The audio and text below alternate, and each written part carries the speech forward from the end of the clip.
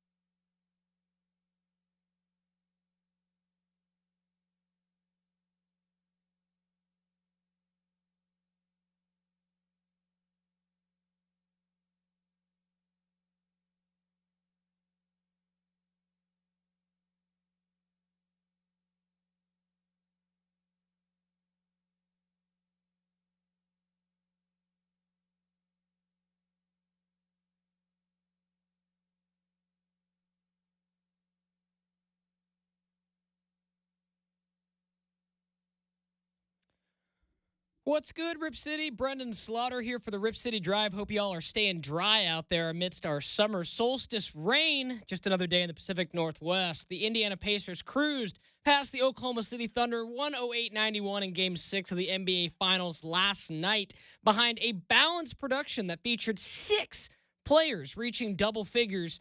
Winner-take-all Game 7 Sunday night in Oklahoma City. Going to be an exciting Game 7, see who takes home the NBA championship this year. LSU and Coastal Carolina will square off for the College World Series crown in a best-of-3 series that starts on Saturday.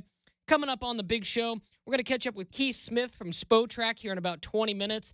Talk the Pacers topping the Thunder last night, forcing Game 7, what all that means. We'll catch up with Sean Highkin during the 5 o'clock hour to talk some Blazers, some drafts, some NBA Finals, a little bit of everything. And in 420, we'll talk some Oregon State baseball. You've got the Rip City Drive with Brendan Slaughter here on a Friday.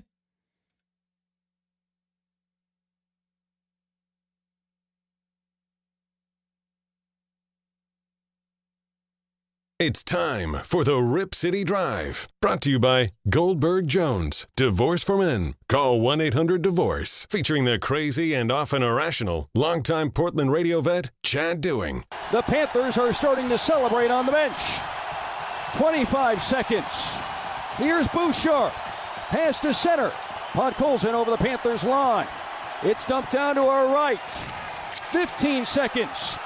Forsling. Back behind the Panthers' net. Gus Forsling will hold it. The finals at 10 seconds. Down to the final 5 seconds. Rats rain down. Lord Stanley staying in South Florida. Last year was greatness. This time it's historic. The Florida Panthers are back-to-back Stanley Cup champions. Back to Hallie out on the right. Getting a high screen from Turner. Dribble. Oh, he's going to take a long three. Rising and connecting. Third three-pointer for Tyrese Halliburton. Playing less than 100% and giving Indiana a 17-point lead. Double digits for Tyrese. Loose at the free throw line. Shepard's got it. Feeds down for Siakam to the running Matherin, who dunks with 2 hands. Happy birthday, Benedict Matherin, 99-71 Pacers. His first 2 points of the day, unselfish play by Pascal Siakam. The Indiana Pacers needed to come up with a big win. Tyrese Halliburton was healthy enough to play. And Indiana, in a rout, wins Game 6. And the best 2 words in sport, we'll have a Game 7 to decide the NBA championship on Sunday. The Pacers win it, going away against Oklahoma City. Strap in. The Rip City Drive with Chad Dewing starts now.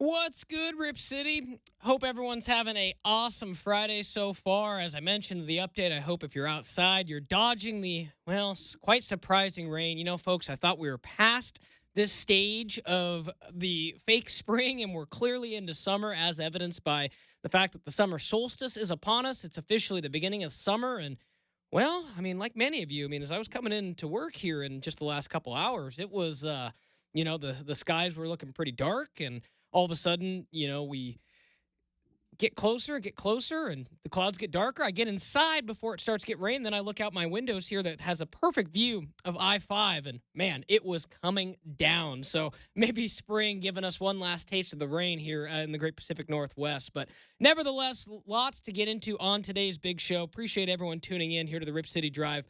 Brendan Slaughter filling in for Chad Dewing today. Got a ton to get into, as we mentioned. We'll be catching up with Keith Smith from Spotrac here in about 15 minutes. Want to get Keith's thoughts on the finals going to a 7th game. The Pacers with a resounding statement. Again, 108-91 in Game 6 yesterday. They're going to be forcing now a Game 7. We go back to Oklahoma City, and you know, as the update said, folks, some of the best words in sports. Game 7, and I think that it's going to be one of those things where it doesn't matter that I think on paper the Thunder are still, you know, the better team. They have, you know, 18 more regular season wins, so on and so forth, or home court advantage. I think it's just going to come right down to, as we all know, it's Game 7. Who wants it more kind of a thing. So I'm very curious to see how that's going to go over. And again, we'll be talking with Keith Smith. I want to get his thoughts, obviously, on the Pacers, the job Rick Carlisle has done. Tyrese Halliburton fighting through injury to kind of gut it out and keep giving it his all. I mean, this Pacer team has been one of the cooler stories of the postseason. And, you know, while it's cool to see that the Thunder are approaching their first championship, and I like their story for a whole bunch of different reasons. As I mentioned when I was hosting a couple weeks ago, like the Thunder, they completely just reset after Dame waved them goodbye. And that doesn't seem like that long ago, but yet they were able to get the draft picks, get the players, and, you know, rebuild on the fly and now have this dynasty emerging. So even if they, you know, fell to Indiana, I think the Thunder are certainly not going away.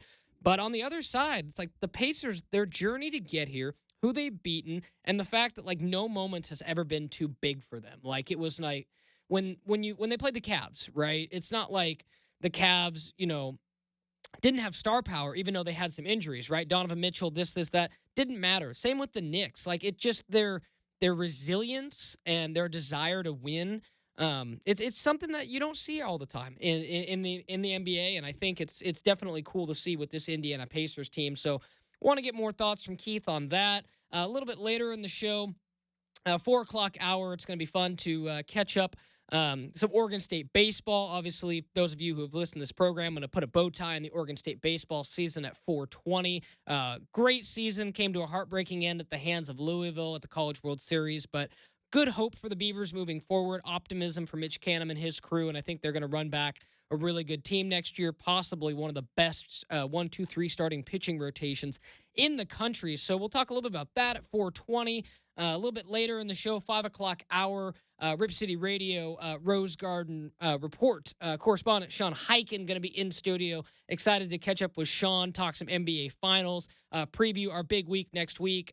Rip City Drive going to have an awesome draft coverage from Moda Center next week. So very excited to kind of talk to him about that, get ready for the Blazers draft. Also get his thoughts on the finals. As more than anything, folks, I'm curious for opinions because sure, the matchup was unique. I don't think anybody had OKC and Indiana on their bingo cards, but the fact that it went to 7, I think that surprises me even a little bit. Again, I don't want to disrespect the Pacers, but the Thunder were a historically great team this year, almost winning, like I said, almost 70 regular season games, over 80 by the time they're into the postseason. So I do think that the Thunder are in that awkward position of like the reason they haven't quite closed it out, right? You go back to their 7-game series with the Nuggets. They've had 2 7-game series now this postseason, despite being one of the best. And I think that's kind of a microcosm of the Thunder still being relatively young as far as playoff experience and that getting over the final hump experience, despite being very, very talented, which we all know that they are. And betting man, I'm probably still going with them at home. But the fact that the Pacers were even able to force this into a series is tremendously impressive to me. So a lot to dive into there. And then a couple other things we'll hit up on the show today. We're also going to talk a little bit, some Pac-12 rumors in the 4 o'clock hour as well. We haven't touched on it in a little bit, or in a little while, I should say. But the Pac-12 still looking for their final football member to help create their conference. Again, one more year of Oregon State and, Washington State doing their quasi-independent schedules before 2026. We shift into the new Pac-12. And despite Gonzaga getting them to where they need to be numbers-wise to be a minimum conference, you still need one more as the Bulldogs do not yield the football team, as we all know. So we're going to talk a little bit about the rumors, and who's favored right now. It's kind of one team that's kind of bubbling up, but now we're starting to hear some rumors that because that one team is bubbling up, maybe some more teams are interested too. So Oregon State, again, in a pretty good spot with the Pac-12, I think. There for a while it was looking pretty dark. Pretty, negative, and I think that they've, rallied and kind of come out on a positive side of it. So I'm very curious to kind of see and talk about that in the 4 o'clock hour as well. But here for the next couple minutes, we're going to hear from last night's game, Thunder and Pacers. A lot to get into. Again, the Pacers get a 108-91 win. I want to go ahead and start with Tyrese Halliburton talking about how the Pacers can win Game 7. It's about the margins. It's about taking care of the ball and rebounding. Those are the most important things. You got to control the controllables and let the cards fall where they may. It's a 1-game series now, and we believe. We got a lot of faith in this group. So take care of our bodies, get ready, and Game 7 NBA Finals. What more can you ask for? Couple more things from Indiana Pacers guard Tyrese Halliburton. He's obviously playing through a pretty good-sized injury as far as a calf strain right now, and we all know calf strain, that's a really tough injury where you have to be quite careful with it because of the connectedness to the Achilles, and we've seen, how those things have come together. But nevertheless, Tyrese Halliburton talking about playing through the injury. It's the finals, all of us got to give everything we have. I give everything I have for this group in this locker room. So just trying to come out here and play the best of my ability. My guys have had my back all year, and especially tonight, and that means the world to me. Another player for the Pacers who has really caught my attention this postseason has been T.J. McConnell. And the journeyman guard, the Arizona Wildcat, and don't want to age him, but I feel like, he is 33 years old, and I feel like that's accurate, folks, because I can remember T.J. McConnell playing for the Arizona Wildcats in one of my first games as a student that I went to at Gill Coliseum when I was a freshman during Wayne Tinkle's inaugural campaign. And Oregon State had a leftover group with a lot of Craig Robinson holdovers. Wayne Tinkle hadn't quite gotten his guys in yet. And it was a really fun first year. And again, for being a student, it was a lot of fun to go rally around that team that played so well at home. And I can distinctly remember T.J. McConnell being on that team. And from then, I just remember being like, darn, this dude is a really good competitor. So I've always admired his game, from afar. And, he's bounced around a lot, right? He's been a journeyman role player, but, entering his in his 9th season now, I should say. But he just does a little bit of everything for the Indiana Pacers, right? I mean, there's been multiple games this playoffs where he's come up big, whether that was steals, rebounds. In this game in particular, he had 12 points, 9 rebounds, 6 assists, 4 steals. He was 6 of 12 from the floor. I mean, that is incredible production to get from a role player. Tyrese Halliburton had a lot to say about TJ McConnell. Man, he's unbelievable. I don't even have the words. He's a great white hope. You know, that's what we call him. But he's just amazing. Continues to get downhill, put pressure on the defense. And, man, he's unbelievable. Tyrese Halliburton maybe said it best there. I thought that comparison was pretty funny. I don't think he's quite in, Cooper Flagg or Larry Bird territory, which I think is what that term has maybe been reserved for over time. But nevertheless, I was very happy to see TJ McConnell be one of the stars on this Pacer team. Again, you look at the numbers, right? Tyrese Halliburton only had 14 points, only 5 assists. You look at those numbers without seeing the score, you might think, wow, I mean, did the Pacers even hold up in this game? But no, you get 16 from Pascal Siakam, you get 17 from Andrew Nembhard, you get 12 from McConnell, you get 20 from Obi Toppin. I mean, it's impressive, and I think the Pacers have done some really good things. And despite what I said, I think the Thunder being the favorite, I'll still go with them. But the Pacers, I'll probably be pulling for them. They're a fun team to root for, and at this point, if Indiana got the championship, I don't think I'd be too disappointed. You've got the Rip City Drive with Brendan Slaughter. We'll go ahead and take a quick break. When we come back, we'll be catching up with Keith Smith from Spotrac, talking some NBA Finals with Keith. Want to get his thoughts on Game 7 coming up. We'll also get his thoughts on a few Blazer-related things as well, as the NBA Draft is just around the corner, folks. What are the Trailblazers going to be doing? We'll ask Keith that and more on the Rip City Drive.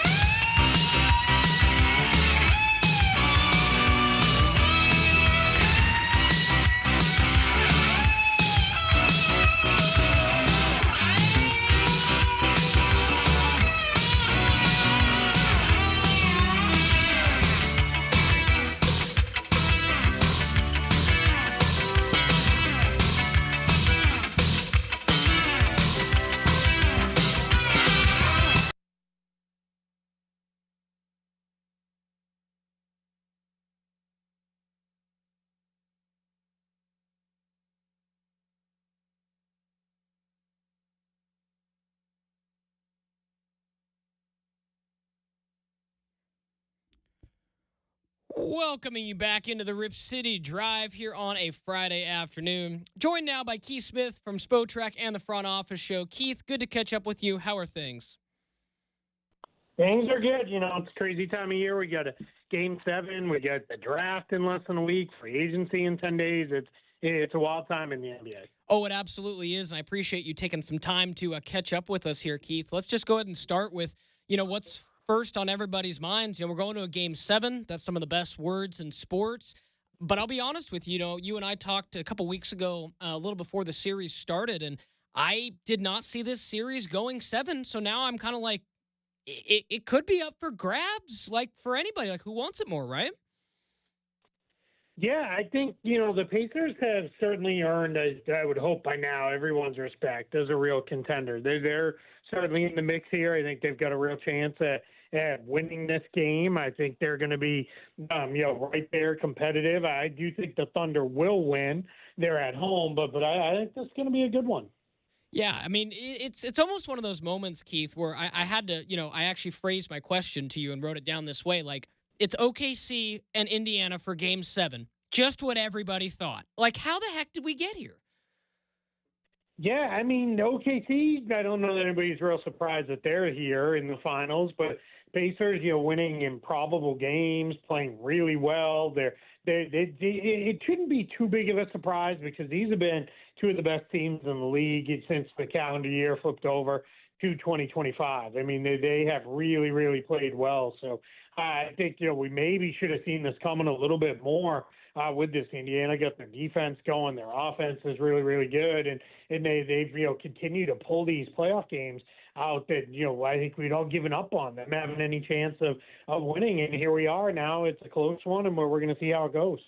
Catching up with Keith Smith from Spotrac and the Front Office Show here on the Rip City Drive on a Friday. Keith, talk a little bit about the job that Rick Carlisle has done. And just, I don't want to say that people thought he was done after, Dallas, but it was kind of an unceremonious exit after, the when Luka arrived. And then he kind of just quietly went up to Indiana. And, now I think it's one of those things where, going back to your point about respect, I think this is Rick Carlisle still at that championship coach level, and I think people might have forgot about that for a little while. Yeah, definitely. I think a lot of people felt like, all right, he's in Indiana and he'll do okay there, but he's not going to certainly take them anywhere new or to any kind of great heights. And here we are, with a chance from one more game, one more win, and then they're the NBA champions. And I think it just goes to show what a really good coach he is. I think throughout the course of these playoffs, he's pulled the right levers. He's played the right guys at the right time, made the right adjustments, especially with his rotation, stuck with some guys in his starting group when they've had some rougher moments, like a guy like Aaron Nesmith or Andrew Nembhard. Doesn't go away from them. He just sticks with them. And I think, he's really done a good job pulling all the right levers. The Pacers' depth is one thing that's particularly impressive to me, Keith, and I think I noticed it for the first time, in the series win over the Knicks. And, is that – it seems very kind of unique to them in a way, but is that kind of maybe the modern blueprint for how you want to build a team and maybe move away from where it was like, the Phoenix Suns, 3 guys on Supermax contracts and then, a lot of guys on minimums sort of situation? Yeah, I don't want to overreact to any one season. I think you still need stars to win at the highest level, but the Pacers have that too. But I think for them, what they've been able to do, because they've kind of kept things in line salary-wise, they're in a good place. But it's funny, but when I hear that, I do like to remind people, Tyrese Halliburton and Pascal Siakam are both on max contracts. It's true. They've got some other guys who are making pretty good money, but what they've been able to do is, very smartly build out their depth around those guys. And part of that is Miles Turner was on a value contract. They got Aaron Nesmith on a really good extension. Andrew Nembhard finishing out, a really, good rookie deal. And now he'll move into being a little bit more expensive. But that's in this new world with the aprons that make everything tight, make it hard to work around. This is definitely something that's going to be a factor and something we're going to have to see these teams, take into account as they build up. T.J. McConnell is one of the unsung heroes, I think, on this Pacers squad, Keith. And I was playing a clip earlier from Tyrese Halliburton, how he said they and him and the Pacers call him the Great White Hope. But I don't know I want to go quite that far. But, what he has done, he really seems like a glue guy for the Pacers in so many ways. Yeah, absolutely. I mean, he's so tough, and I like to say this, meaning it as the highest of compliments. He's a real pain in the butt. Yeah. He is a real pesky guy out there, and you see comes up with these steals. At least once or twice a game, where he just from out of nowhere, and they kind of forget about him, and he makes a big play, and he's kind of a throwback point guard too. He doesn't take a lot of 3-pointers. He's not breaking down defenses and doing all kinds of crazy passing, but he just gets to his spots, takes his jump shot, and knocks them in. And he's a really good, solid player, and that's the kind of guy you can win with. Absolutely, and I was mentioning earlier on the show, like I feel a little bit old now, Keith, because T.J. McConnell's in his mid-30s now, and I can remember seeing him play at Arizona when I was a student at Oregon State, and I was like, darn, this guy's good, and I've always kind of appreciated his game from afar, and one of those guys who's bounced around, but always seems to kind of, like you said, be in the right position, be kind of a gnat in kind of the best kind of way, for sure. So definitely wanted to get your thoughts on him, but. Going back to Tyrese Halliburton, how much is he laboring through his injury right now? And what would you kind of give him a percentage if you were to say in that last game and then even going into this next one? Yeah, percentage is tough because I thought he looked pretty good. I thought he moved fairly well. I thought he was pretty explosive, especially, kind of getting out there and jumping passing lanes and the like. But he talked about it, how he underwent basically 2, almost 3 full days of treatment to get there. And it was almost round the clock treatment outside of when he was asleep. He was in hyperbaric chambers, and they were doing all kinds of electrostimulation and all kinds of things to try to get that calf ready to play. I assume that's going to be the same thing for him. They've obviously traveled to Oklahoma City, but I got to guess it's going to be the same kind of thing just to get him there. And when they said, all right, there's not really any chance of long-term damage here, I think, for Tyrese Halliburton, he looked at it and said, all right, it's game 6. I got to go. And I thought he looked pretty good. I would say he was at least, 80-85% of what he usually is. And that was more than enough for the Pacers to get that winning game 6. Absolutely, and I'd agree with you there, Keith. Definitely want your medical opinion too in this, the truest layman sense. You mentioned there that they knew that there wasn't going to be any chance of long-term damage. How much can calf injuries and calf strains vary? Because when I hear calf strain now, we've heard over the last couple of years how a calf strain can eventually lead to an Achilles injury. So was it in this case in purely layman's medical terms, higher up on his calf that he strained than maybe lower? I mean, you're asking the wrong guy. As much as my parents would have liked it, I'm not a doctor, and I can only go off the same things, that we hear. All I know was that the reports that were out there was that they determined this was not any kind of long-term injury. One of the things they were looking at with Tyrese Halliburton was much like a year ago when he went through the hamstring issues in the playoffs. Then that cost him a chunk of the beginning of the season, and he wasn't right until we got till post holidays that he finally kind of was like, all right, I'm feeling like myself again, and that's when he really took off and the team took off. So I think they wanted to make sure, hey, this isn't going to be something that drags. But it's funny because you read some of the stuff and it's like, yeah, you got to be careful of the strained calf. It could lead to a torn Achilles. And then I've seen other stuff you read where it's like, nah, the two are completely independent and aren't really related. I think it's like anything, right? Well, what is it? Hip bone's connected to the knee bone and everything else. I'm sure there's some fallout from it, but they determined he was all right to go. He wanted to go, and here we are. Oh, absolutely. And just to put it simply, Keith, I agree with you. I think everything in the human body is connected to something somewhere or another. So totally agree with you there. Switching gears a little bit, other side of the coin, the Thunder. We've seen them go to 2 7-game series now in this postseason against now first Denver and now Indiana. For a team that, won 68 games, was one of the better regular season teams we'd seen in a couple years, is this just a byproduct of them being young and not quite having the total secret sauce without having to learn it from themselves to get over that hump and get the trophy? I think there's a little bit in there, but I think they also played really good teams. That Denver team is, former champion. They're good. They know what it takes to extend a series and to push a team. And I think that's what happened in that one. And the Thunder got through it in Game 7. And I think this Pacers team is really good too. I think that's more than the Thunder's inexperience. I think that is, what really, has led to this is those teams being really good and teams that are, they win at a high level too. And it's funny, I always say with folks, it's, sometimes the answer is in the NBA. It's not always about why did your team lose and why didn't they play better and why didn't they do this or do that. Sometimes it's just the other teams are good too and they're trying to win. And I think that's ultimately what it came down to in this one. Shai Gilgeous-Alexander is the MVP this year, Keith. Do you think he puts this team on his back and has like a Herculean-type career-defining performance in Game 7?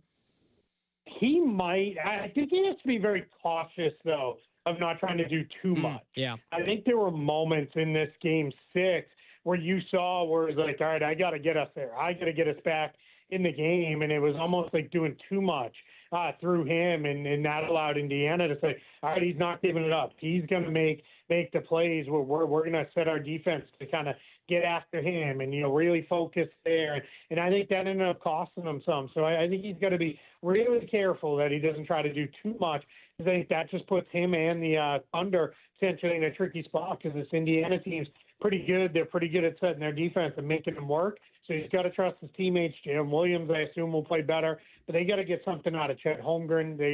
He hasn't played well in a handful of games in this series, and when he doesn't play well, it's hard on them to win. Catching up with Keith Smith from Front Office Show and Spotrac here on the Rip City Drive. Just a couple more things for you, Keith. Appreciate your time. Given that it is just one game, what are your expectations for Game 7? I mean, home court would seemingly be a big advantage, but we've seen the Pacers come up big on the road this season. So how much of an advantage is it, and what are your kind of expectations? Yeah, I do think it is an advantage. We heard that crowd last night in Indiana, and they were, incredible. Mm-hmm. And it's going to be the same way in Oklahoma City. That's a good fan base. They get behind that team. They really get into it. So I think we're looking at an all-time crowd, but I don't think the Pacers are going to be scared. But ultimately, I'm going to pick the Thunder to win. I thought they'd win in 6. That was my pre-finals prediction. Now I'll move that over to 7. I'm really glad we get a Game 7. This has been a fun series. I'm excited. We're getting a winner-take-all, Game 7 here, but I think it's going to be a close one. Maybe the Thunder pull away a little bit late. They have a way of locking in on defense, forcing turnovers, and running away. But I think this is going to be a close game, for the balance of it. It's going to be a back-and-forth type matchup. Yeah, I was going to ask you a little bit about what you thought the matchup would be too, Keith, because, you look historically at the last couple Game 7s we've had in the NBA Finals, they've been pretty good games. So would it surprise you? Because, obviously they go back to Oklahoma City, might think, hey, Thunder have a pretty good advantage. Maybe they run away with it. But just historically, I would be surprised if it's not a really close game, I think. Yeah, I'm with you. I think what happens in Game 7s is some guys get a little tight. It's, we talk about it in playoff games, every possession means more, and teams really value possessions. It gets even more amplified into Game 7. Game 7 in the finals, you might see this thing kind of turn into a little bit of a rock fight. It might be, really tight, very, very tightly contested, and I think it's going to be really good, and I think it's going to be really interesting to watch how this all plays out. Catching up with Keith Smith here on the Rip City Drive. Just a couple more things for you, Keith. Switching gears a bit, I'm curious your reaction on the Lakers' sale and their $10 billion valuation. Yeah, incredible for them, incredible for the Buss family. Dr. Jerry Buss bought the Lakers for about $65 or $66 million. So, an incredible return on that investment for him. And, this is great for the NBA. This shows this combined with the Celtics sale and the Suns sale and the Mavericks sale and the Hornets sale, all going for, considerably more than what people had the teams valued at. Just shows people want to be a part of the NBA business, and it's absolutely huge for them to get these sale prices, because now the NBA, when they do turn to expansion, which sounds like it's going to come sooner rather than later, they can turn to those expansion teams and tell them, hey, we need, you want in $6-7 billion is what it's going to take to buy in for here, because that's how good we are right now. This is where we're at, because you're buying into a pretty exclusive club. And then I'd say for the Lakers, too, it's great to have someone in there who we've seen with the Dodgers. Mark Walker, he'll, spare no expense approach. they're going to go after it. Now, salary caps and aprons and taxes and everything else makes it a little harder to do that in the NBA, but it'll put a lot of money into the front office. The Lakers have historically had one of the smaller front office teams, so I think you're going to see him, put a lot of money into the team, and will, that can only help them get better down the line. Yeah, it's definitely interesting to me because when I saw that, kind of like you, Keith, I was a big fan of the HBO show Winning Time, and I remember that first season, like when Jerry bought the team and pretty much mortgaged everything that he owned, and they were, chasing a championship that year, and just to kind of keep the Bills, at bay, kind of a thing, at least as far as the story went, and to hear now that it's $10 billion, I think would be quite something. But there was also something else with that I kind of wanted your thoughts on. It might have been like the last. Maybe not the last, but one of kind of the last big, like, quote, ma and pa shops. And I think now you found that out with the Dallas Mavericks a little bit, where Mark Cuban's like, my personal net worth isn't probably what it needs to be to dump as much money into this as requires now. And now you're hearing some kind of the same things with the Buss family. Is that just a thing now where NBA teams kind of need to be owned by giant ownership groups that just have, alternate revenues of money coming into their portfolio rather than owners who have the team as their only portfolio? Yeah, I think we're going to see that across all sports. I think we've seen that in Major League Baseball. We've seen that in the NHL. There's been a couple football transactions like that. Now, football is a little bit different just because of the monster cash cow that it is. But this is where things have gone in the world of international soccer as well. They're owned by these massive consortiums now and in these huge groups. So I just think that's going to be the way, because we talk about it with these teams like Phoenix Suns, $400 million or so between salary and tax bills. If you're going to compete at those levels and pay that, that's tough to ask. Right. An owner to do year over year over year if the bulk of their net worth is tied up in the club. So yeah, it's going to be something. I think this is the new world where this is headed, and what you hope for is at least the person heading it is someone who's committed to the team, right? And it's not just another item in the portfolio for them. We want to have these people who are they care and they're committed to it, because that's what's best ultimately for the team and for the fans. 100% agree. Just a couple more things for you, Keith. Appreciate your time. You mentioned the $10 billion for the Lakers. I'm not sure if it makes a difference or not, but the fact that, it sounds like they're going to have this sale wrapped up pretty quickly. I think reading that they could even do it by the next owners meeting. But a rising tide lifts all boats. Do you think the Lakers kind of setting the new ceiling will impact the Blazers' sale price at all? Yeah, I think to some extent, I think, the Lakers will help, the Celtics will help, but I think it's more, what did the Suns get? What did the Mavericks get? I think that's the more comparable for Portland. The Lakers and Celtics are two of the marquee franchises of course, yes. in the entire sport, in the world of sports, really. Yes, of course. So I think it's just, you're in a position where let's see, now, but yeah, Portland's going to sell for a pretty big number too. They're going to be in a position where that's going to be, well into the billions of dollars, and that's going to be huge also. So it's, you're right. Rising tide lifts all boats, and right now you're seeing a lot of people, they want to be in the NBA business. Right, and I think back to a couple years ago, like I believe it was 1.5 or 2 billion that Alex Rodriguez got the Timberwolves for. Like, that's cheap by comparison now, well, Keith. That's a steal.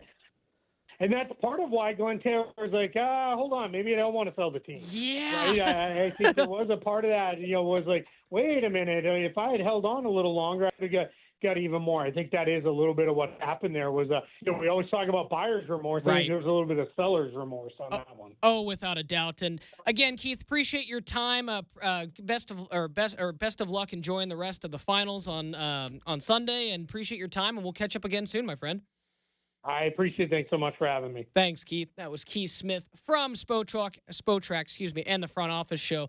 Fascinating, because we've sat there and talked about what the Blazers could go for. We've heard $4 or $5 billion. Like, does the Lakers' sale of $10 billion, again, like he said, the Blazers aren't going to go for $10 billion. I'm not looking at this with rose-colored glasses, but could the Blazers now go for $5.5? Could they go for $6? Probably not, but I love looking at these valuations, because I swear it's like we're looking at monopoly money, people. And, a part of me is a little bit sad that, the mom pa shops of the NBA aren't going to really be a thing anymore, right? Where it's like it was the Bus family and Mark Cuban, right? So I think now you're, like he said, you're going to start to see more of these conglomerates or these groups that just have money coming in from real estate or tech or this or that to fund their vision of a basketball team rather than the basketball team being their primary driver of income. So we'll go ahead and take a quick break here on the Rip City Drive. When we come back, we're going to talk about a upcoming movie sequel, one that I am very over the moon that the sequel is in development. Want to talk about it. Movie very near and dear to my childhood heart is going to be coming out with a sequel. We'll talk about that next. 4 o'clock, we'll talk some Beaver baseball. 5 o'clock, Sean Hyken here on the Rip City Drive.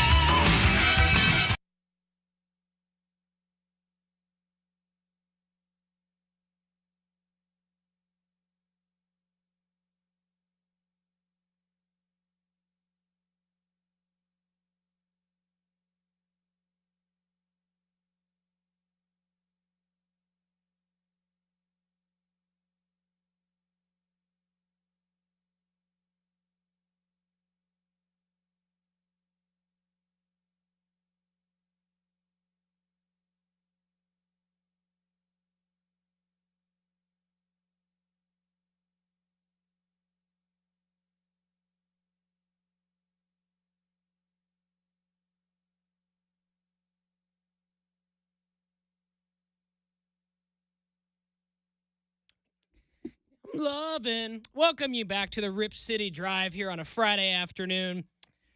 Give Me Some Lovin' is an appropriate intro song for this segment, as we're going to be talking about a sequel that is now in development that I am very, very excited for, folks. A movie that is very near and dear to my heart, and if you are a sicko super fan of the movie like myself, you would have recognized it from that song. But 35 years, probably going to be a few more before it comes out, but 35 years ago, Days of Thunder was released. Tom Cruise, Nicole Kidman, Robert Duvall, NASCAR, all sides of it.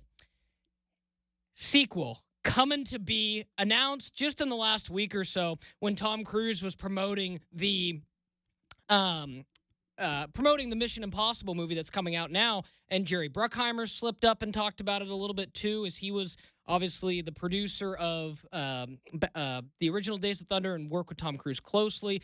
And then Jeff Gordon, who was obviously one of the most famous NASCAR drivers in recent memory. He's now vice president of Hendrick Motorsports, and has talked about how he went to the Mission Impossible premiere and he heard from Tom Cruise, "We're doing it. We're doing Days of Thunder 2." And again, it's a very hidden gem movie for me, but it was one of those movies that I grew up with and was just it was awesome, right? One of those movies that you just look back and does it quite hold up now as well as it did in the 90s? No, but as far as like NASCAR movies go, I'm gonna take you guys on a little story time. So, as a kid, I was always one of those kids that loved action movies, regardless of whether what they were rated, and sometimes I was able to get my parents to play them for me anyway. Sometimes didn't win that fight, but like, for example, I can remember I probably was one of like the youngest kids to watch like Titanic because I was obsessed with boats and ice, and I've talked about it on this show ad nauseum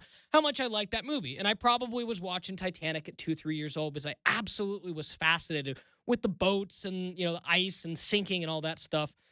Same with like a movie like Perfect Storm, right? Also kind of a bit of a deep cut, George Clooney, Mark Wahlberg, but I was fascinated with this movie as a kid because it's like sword boat fishing and being on a boat and being out at sea and all those things. And Days of Thunder kind of fits in the same realm as I grew up, and, obviously my family were big sports fans. We did a lot of sports-related things, as you all know. We went to a lot of Oregon State Beaver games, went to Blazer games, and we were a big-time sports family. But as I grew up, being 4, 5, 6, 7 years old, and you'd hang out with, your grandparents on the weekend or dad or whatnot. And one of the things I can always remember was on Sundays up until, my teenage years or so, Grandpa or Dad would have the NASCAR race on. And back then, they were big-time fans of, Dale Earnhardt Sr., may he rest in peace, Dale Earnhardt Jr., and as I kind of started to come into my own conscious and be like, oh, okay, they're watching the race, you kind of find a driver and all those things, and, my guy was Jeff Gordon, and I went on to, root for Jeff Gordon for some time, and until he got towards the later stage of his career, and now I'll fully admit to you guys, I'm kind of no more than a NASCAR novice. And I was just telling somebody the other day that NASCAR needed to do this, needed to push this forward from their perspective, because I think it'd be a tremendous thing for, the sport trying to appeal to a younger audience and kind of keep the interest in NASCAR going. And, that movie itself, Days of Thunder, it's solid, right? Not only is Tom Cruise great in it, Robert Duvall, as I mentioned, is Harry Hogg. You've got Michael Rooker as, Rowdy Burns. Rowdy Burns pretty much patterned after Dale Earnhardt, in that show itself. And I really think that, now that we're hearing there's going to be a sequel coming, it could be a very cool thing for NASCAR. Tom Cruise, he's kind of on that sequel kick right now, whether that's, wanting to do a Top Gun. We've heard Days of Thunder. I've heard he's talked about doing a Vanilla Sky remake as well. So it seems like Tom Cruise is kind of in that mood, and I had kind of been hoping and praying behind the scenes that we would get a chance to get a secondary sequel to this movie, because why not, right? I don't know, at his age, I believe he's 94 now. Not sure how much more acting Robert Duvall is doing at the ripe age of 94, but heck, if he's around, bring him back. A Tom Cruise, Nicole Kidman reunion on screen. That's probably pretty ambitious, even though they've had 30 some odd years of being separated now. So if you could figure out a storyline to work it around Tom Cruise and figure out where maybe it's, he and Nicole Kidman's kid who's driving or something along those lines, and, modernize it a little bit, because for me, like, that movie is what fueled me wanting to have interest in NASCAR. And as time went on, and I didn't, like I said, as I didn't have a driver anymore for like the last, 10, 15 years, it hasn't been something that I've raced to watch on Sundays. But if you bring back a new Days of Thunder movie, you bring in some new drivers, you get these drivers beyond the scope of NASCAR and into the public sphere, and maybe you could get something going. So that doesn't surprise me that NASCAR would want to push this as far as wanting to get their movie going. And additionally, the F1 movie that's coming out, I think that's going to have a huge kind of racing kind of impact. And I think NASCAR knows they can strike while the iron's hot. So nothing like official, but we've heard rumors now from Jerry Bruckheimer, from Tom Cruise, from Jeff Gordon. So, and they seem to think that it's going to be, developed in alongside the Top Gun Maverick sequel, which is going to be coming out in a couple years. So I think, you give it a couple years and you see what happens, see how quickly they can get this done. But man, when I saw this yesterday, I was like, this is awesome. I love seeing Tom Cruise, go back and kind of, get the Top Gun sequel off, get another Top Gun sequel. Let's get Days of Thunder. I mean, that's just awesome. And like I said, the history that movie has played in my life, like if it's still on TV, I'll watch it anytime. It's one of those movies I will always watch. And it's going to be awesome to have it modernized, because when you think about it this way, folks, other than Days of Thunder and then Talladega Nights, Ricky Bobby, which very two different movies, obviously. That's kind of the only glimpse into NASCAR that we have as far as a sports film.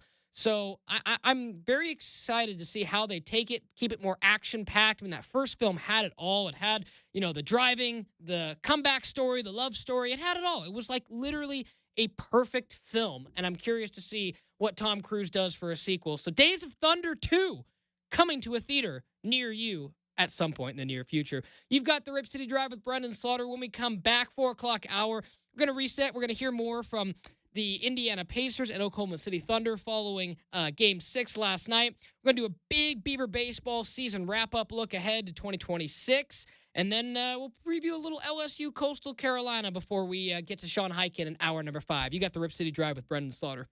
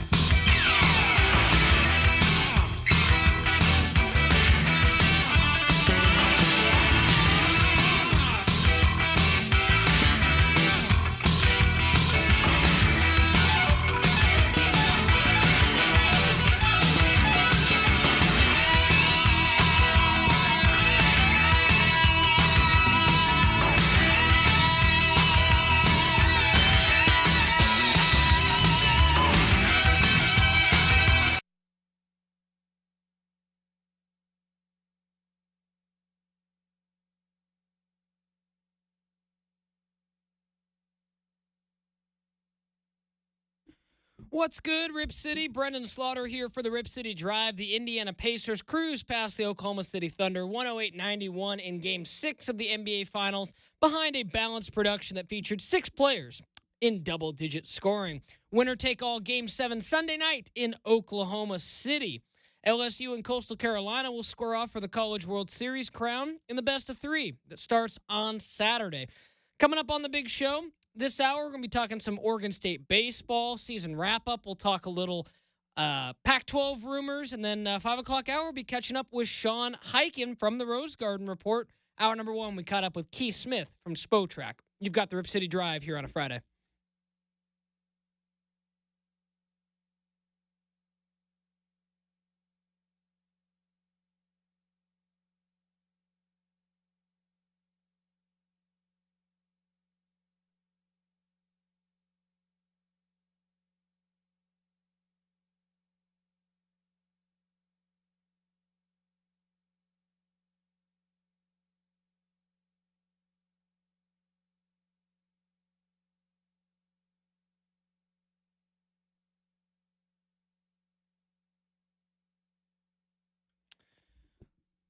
Welcoming you back into the Rip City Drive here on a Friday afternoon. Hope everyone is having a great Friday so far. If you're in the Pacific Northwest, staying dry amid some rain today. I look out my window towards the I-5, and the clouds seem to have gotten a little bit lighter because, man, it was big old fat rain, to quote Forrest Gump, earlier or a couple hours ago, I should say, because it decided to dump.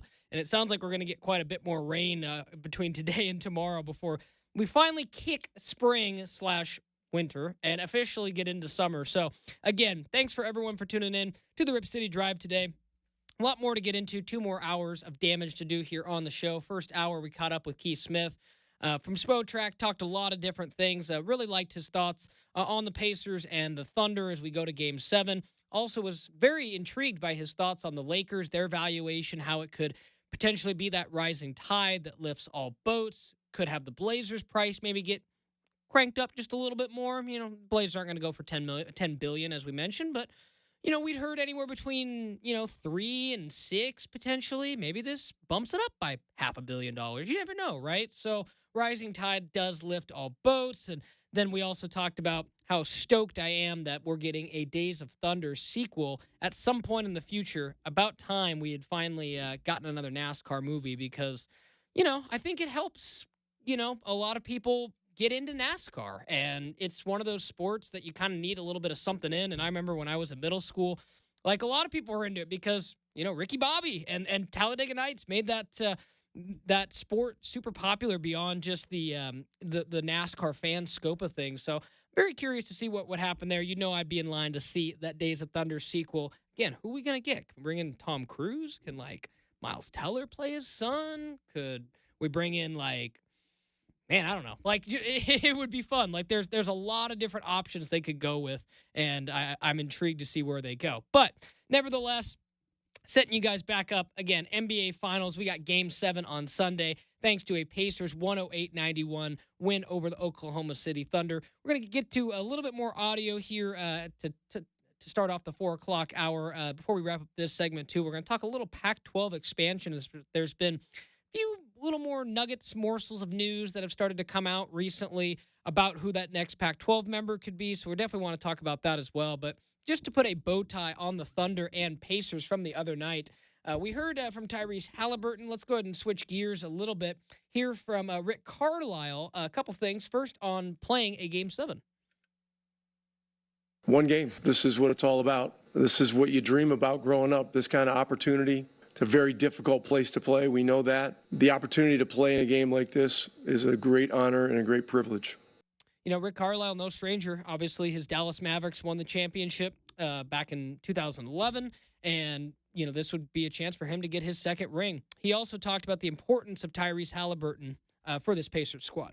He's super important to us, and I think the big thing was there wasn't a lot of drama. The drama was created, in the press somewhat because there's a lot of talk about it.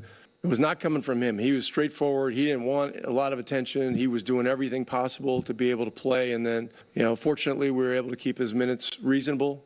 because, we had a great first half and a good start to the third quarter. So, Rick Carlisle talking about how just important it was. And we talked a little bit with Keith last hour about the intense rehab that he has gone through getting ready for this game. And you're talking being in the cryogenic chamber, all these things that these athletes are able to do to, work through a calf strain. And as I mentioned before, I hear calf strain and then immediately, start to tense up because you've heard calf strain and Achilles, them being connected. Then you hear Keith say, sometimes yes, sometimes no. So I think that's a very interesting thing to kind of keep an eye on. But nevertheless, Tyrese Halliburton able to gut it out and play in Game 6, and I think that's a huge reason why they won. Switching gears to the other side, let's hear from Mark Daigneault, who had a few things to say following the loss to the Pacers. And, this is what he said about the difficulty of closing out a championship. It was hard tonight. Indiana was great, and we were not. So we have the same opportunity Indiana does on Sunday. Score will be 0-0 when the ball goes up in the air. It's a privilege to play in Game 7s. It's a privilege to play in the finals. As disappointing as tonight was, we're grateful for the opportunity. And we put in a lot of work this season to be able to play that game at home, which is exciting to be able to do it in front of our fans. So, obviously disappointed tonight, but we'll regroup, get back to 0, learn from it with clear eyes like we always do, get ourselves as ready as we can be to play Game 7 on Sunday. That was Thunder head coach Mark Daigneault. I swear, when he said clear eyes, finish it, Mark. We know you've seen it. Clear eyes, full hearts, can't lose. I mean, got to shout out Friday Night Lights, of course, Coach Eric Taylor. But nevertheless, I love hearing Mark Daigneault talk. He is such a instinctual coach. His knowledge of the game, and he's very steady Eddie, right? And he's built this Thunder team, learned with this Thunder team. When they lost, he lost, and it's been a growth for both him as a coach, them as players. And he talked about how in this clinching Game 6 opportunity against the Pacers, their turnovers were Oklahoma City's turnovers were just the difference in the game. They jumped on them early, and that was kind of it. Obviously, the turnovers in the first half, that's uncharacteristic for us to turn it over like that. That led to fast break points. I thought that's what ignited them. And a lot of it was an offensive issue, tonight, and especially in the first half. I just thought we were really stagnant. I thought some of that was, like I said, the way Indiana played. There's two teams out there, and they deserve a lot of credit for how they played tonight. So we'll look at it, learn from it, figure out what we need to do to be better, and we got to go out there and execute it in Game 7. Shai Gilgeous-Alexander also talked about how the turnovers, if they can limit them going into the next game, will be a big difference. Yeah, I don't even know. They just turned us over a bunch.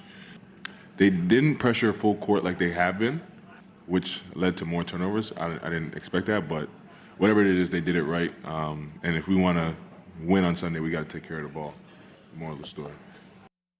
I found that interesting, too, of the Pacers that's the gamesmanship of Rick Carlisle, and having been there before, you throw in something that's slightly different, and you've been pressuring them, full court, half court, whatever it was for most of the series, and then you back off, and Shai talked about how it threw him out of rhythm.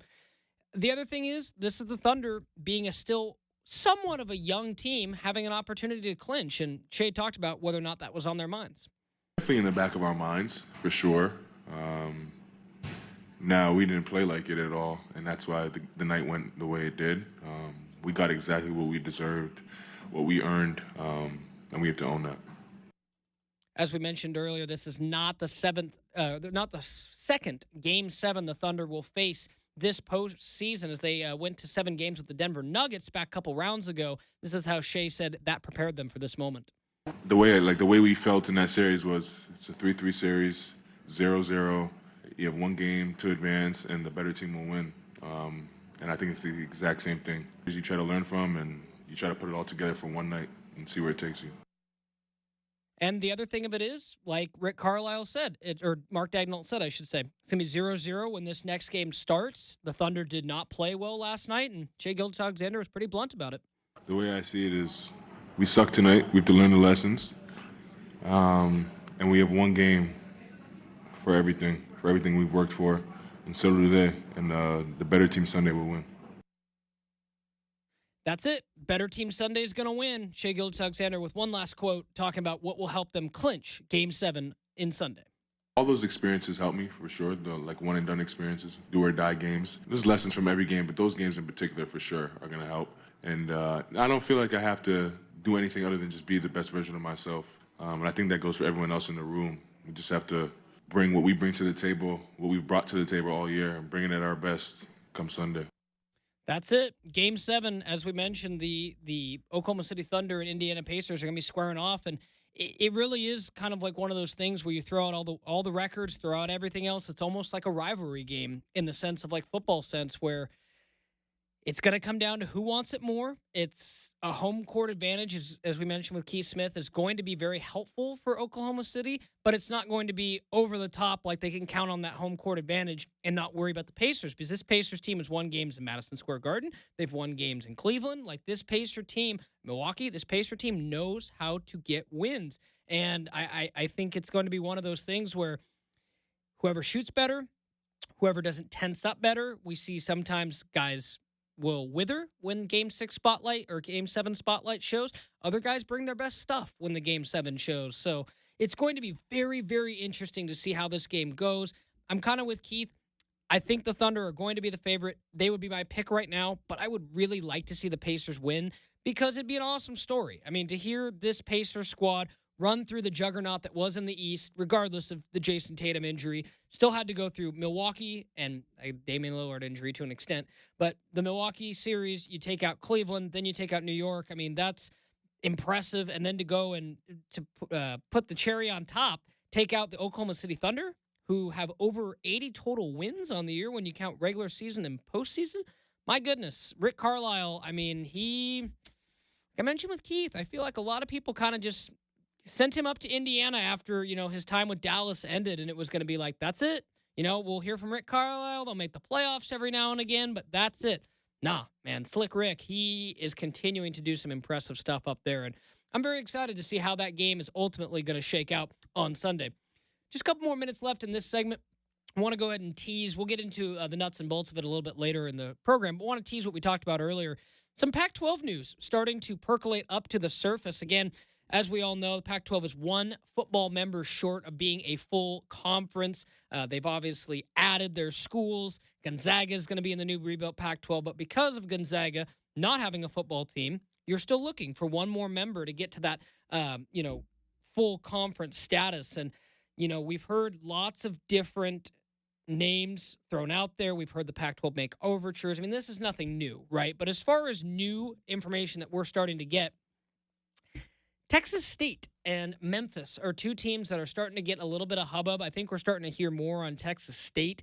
The team that's located in the Austin suburb would help the Pac-12 kind of get a foothold into Texas. And then we've started to hear more about Memphis. I think Texas State is more realistic, at least in the interim, because they don't require such a big buyout. However, Memphis, on the other hand, their exit fee from the AAC conference is expected to be about $25 million. So I keep hearing more and more things with Memphis, but I think Texas State is going to be the team that gets, the first domino to fall, because I don't think the Pac-12 is going to be looking to want to pay more than just a couple million to try to help with the exit fees, nor should Memphis be necessarily looking to bankrupt themselves to get out of a contract unless the Pac-12 is offering significantly more financial, gain. That being said, Memphis would be an awesome team to add in the Pac-12. I'm a little bit more skeptical about Texas State, but they're an up-and-coming athletic program, up-and-coming football program, and you get the suburb of Austin. You get a foothold into Texas, and I think that's something worth considering if you're the Pac-12 conference. All right, we'll go ahead and take a quick break here on the Rip City Drive. When we come back, we're going to be doing a Beaver baseball season wrap-up, putting a bow tie on the Beavers this season, getting you guys ready for 2026. Then a little bit later in the show, we'll be catching up with Sean Hyken from the Rose Garden Report. You've got the Rip City Drive here on a Friday.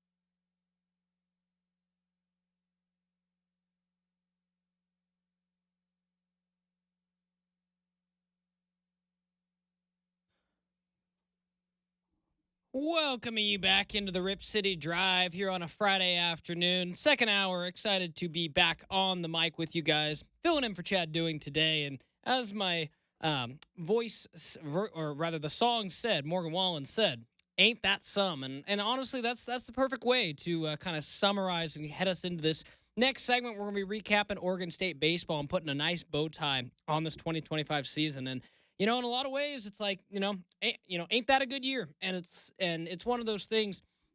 If you told any Oregon State fan going into the year that they would have finished, fifth or sixth, depending on what order you want to eliminate Oregon State and UCLA on that day, that they were one of the final 5 or 6 teams. They made Omaha.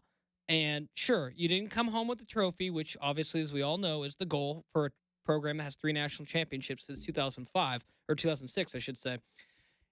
It's one of those things where I think a lot of Beaver fans would have taken it, and I think that's where you kind of have to keep things into perspective and realize it's really hard to win a college baseball national title anytime. Oregon State's made it look really easy in 06, 07, and 18, even though it wasn't, and it's a process. The best team doesn't always win. We see that with one national seed and then one not national seed. I know Coastal hosted and we're one of the top 16 teams, but we're in a top 8 national seed.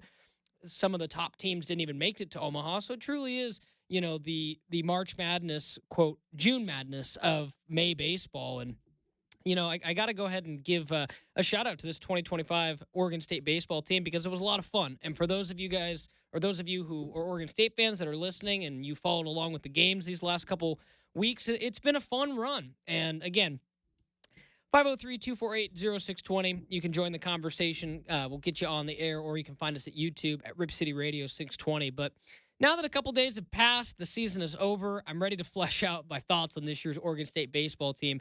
It's going to hold a special place in OSU memory and my memory, and definitely one of the more fun teams that I've covered since I've been publisher and worked for BeaversEdge.com. And it was a really fun year despite coming up just a little bit short. Having grown up an Oregon State fan, now alumni, baseball is a very special thing to Oregon State. Say what you will, but as far as athletic successes goes, the Beavers are a baseball school. I've talked about this with Chad Doing when he's brought me on for our baseball segments recently, and it's not something Oregon State should do anything but embrace. Sure, you'd like to have more success perhaps in other sports as well and kind of be more of a national power, but you got to lean into and embrace it that you are one of the top college baseball programs in the modern era, and it means a lot to those who follow the program. And I mentioned this to Chad last week that there are Oregon State fans who are diehard baseball fans who that is their first love as far as a program at Oregon State, and fans that I think kind of really follow baseball more closely than any other sports. And there's a lot of passion there, and there has to be, right, for a season that will start in February and in a good year go all the way deep into June like we have this year. It's special. And those who follow Oregon State baseball in a good year, even if you're a casual fan, and I know there were a lot of them who tuned in as soon as the Beavers were in Omaha and probably, saw the walk-off win against Louisville, the tough loss to Coastal, the tough beginning, almost come all the way back, and then tough ending to Louisville. I mean, there were a lot of Oregon State fans, I'm sure, that were tuning in like, oh, Beavers in the College World Series. This is fun. It's exciting. And, the 2025 campaign came to a close in Omaha with a 1-2 record and a final loss to Louisville.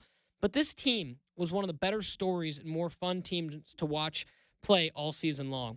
They like doing things the hard way, even if that meant fans were put through a washing machine of emotions, miraculous comebacks, walk-offs, and more. I mean, you talk with the regionals, right? Oregon State had to fight so hard all year long. They had just 19 home games. And I know that still seems like a lot if you're listening. For perspective, the LSUs and Arkansas had something like 35 or 40 home games this year. Oregon State had 19. Had to play a lot of games on the road to get their RPI up, get into a position where they could be a top 8 national seed. And one of the things I like to tell people always is, college baseball is a lot of fun. The postseason is fun, and you get a lot of people who tune in.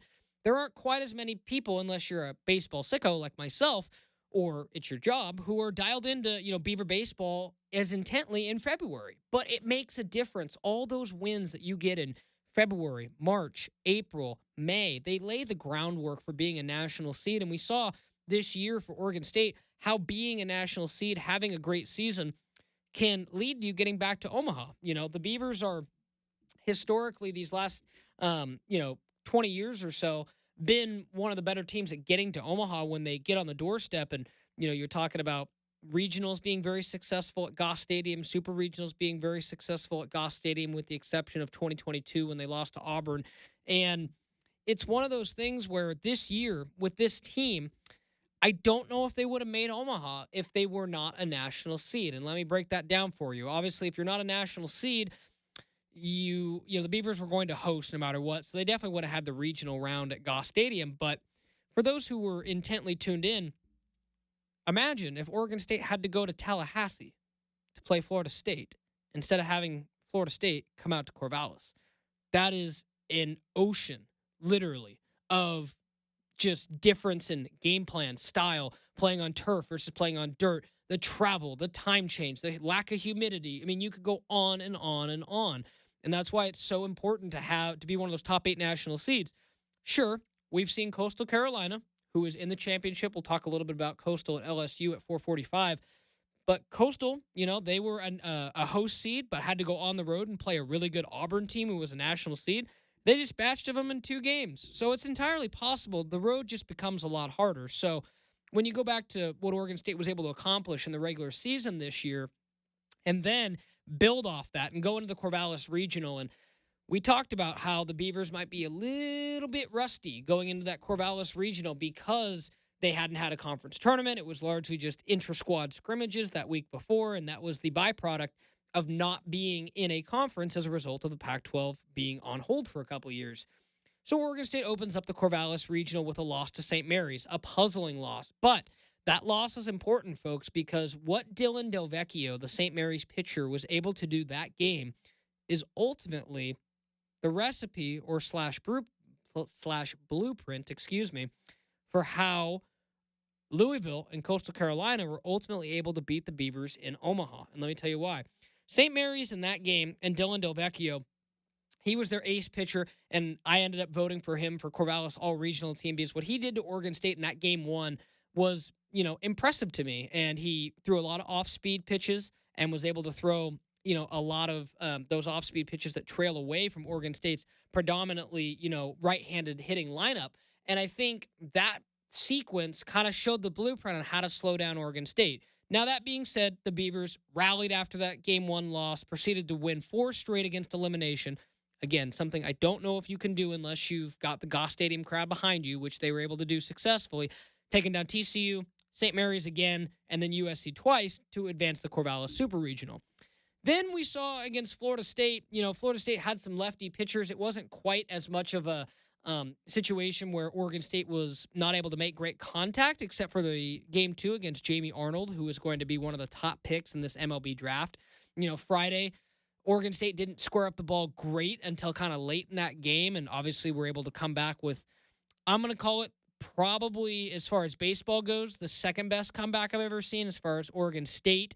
You kind of got to include some other sports. I think of like the 2022 Civil War, a few others, that reign supreme. But as far as baseball, the only thing that tops Oregon State's rally in that game against Florida State in game 1 to walk off the Seminoles, the only thing that compares is when Oregon State was down to Arkansas, down to their last strike, had the fly ball drop. Caden Grenier gets the base hit, brings home the tying run, gets on base. Well, Trevor Larnach does the rest, and it's rock and roll history for Oregon State baseball in their 2018 national championship. But it's one of those things where I think you really, really, really have to have, razor thin margin to have success. And, this team this year, they were able to pull it out in that game against Florida State. Honestly, Friday, that game, they probably should have lost. And then you go to that game 2 where Jamie Arnold is on the mound and he throws a gem of a performance and keeps the Beavers to just 1 run. In my opinion, the way that I saw that series shake out, Florida State head coach Link Jarrett and the Seminoles, they sold out to win game 1 and game 2. And when that plan kind of backfired on them a little bit with Oregon State taking game 1, Florida State was still really good in game 2. Jamie Arnold is a dog, and he's going to be a great pro pitcher. But then when we saw they get to game 3, Florida State just kind of ran out of gas. Wes Mendez, their pitcher, just did not have it that day, and Oregon State was able to smack their way to Omaha in one of the more exciting super regional clinching games that I can remember. I mean, it's every one of them seems to always have excitement and fun, but it's just one of those things that when you get to do it at home, it's even more special. And I don't want to discount March Madness because it's special in its own way, but that's one of the things that really is appealing to me about the NCAA baseball postseason, and particularly about the NCAA women's basketball postseason.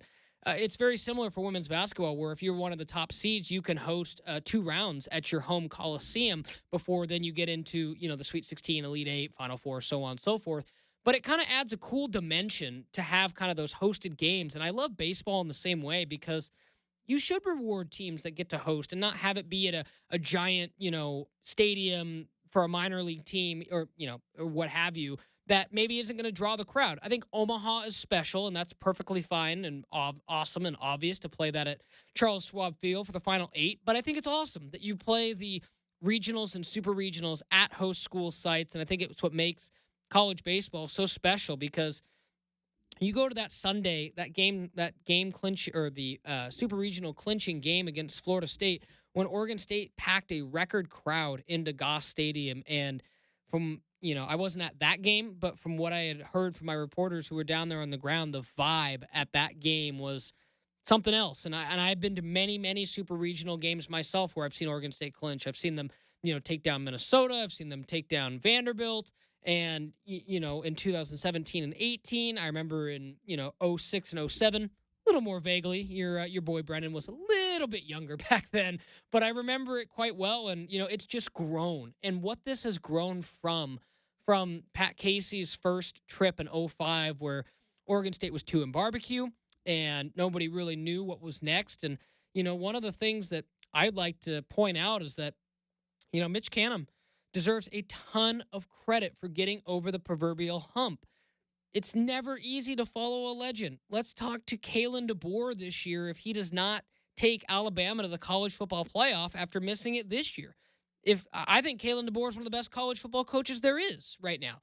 But the pressure of following Nick Saban there, it's extremely difficult. I mean, in a more relatable example, Florida State baseball, one of the best and most tradition-rich baseball programs out there.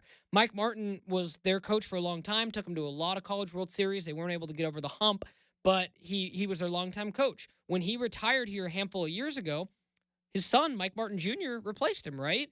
And long story short, I just mentioned, Link Jarrett is their head coach now. He didn't last but a couple years. Florida State didn't make the tournament one year. That kind of snapped a streak for them, and they're like, enough is enough. So I think when you have the standard, and again, Oregon State baseball isn't quite Florida State with their 25 or 26 College World Series appearances.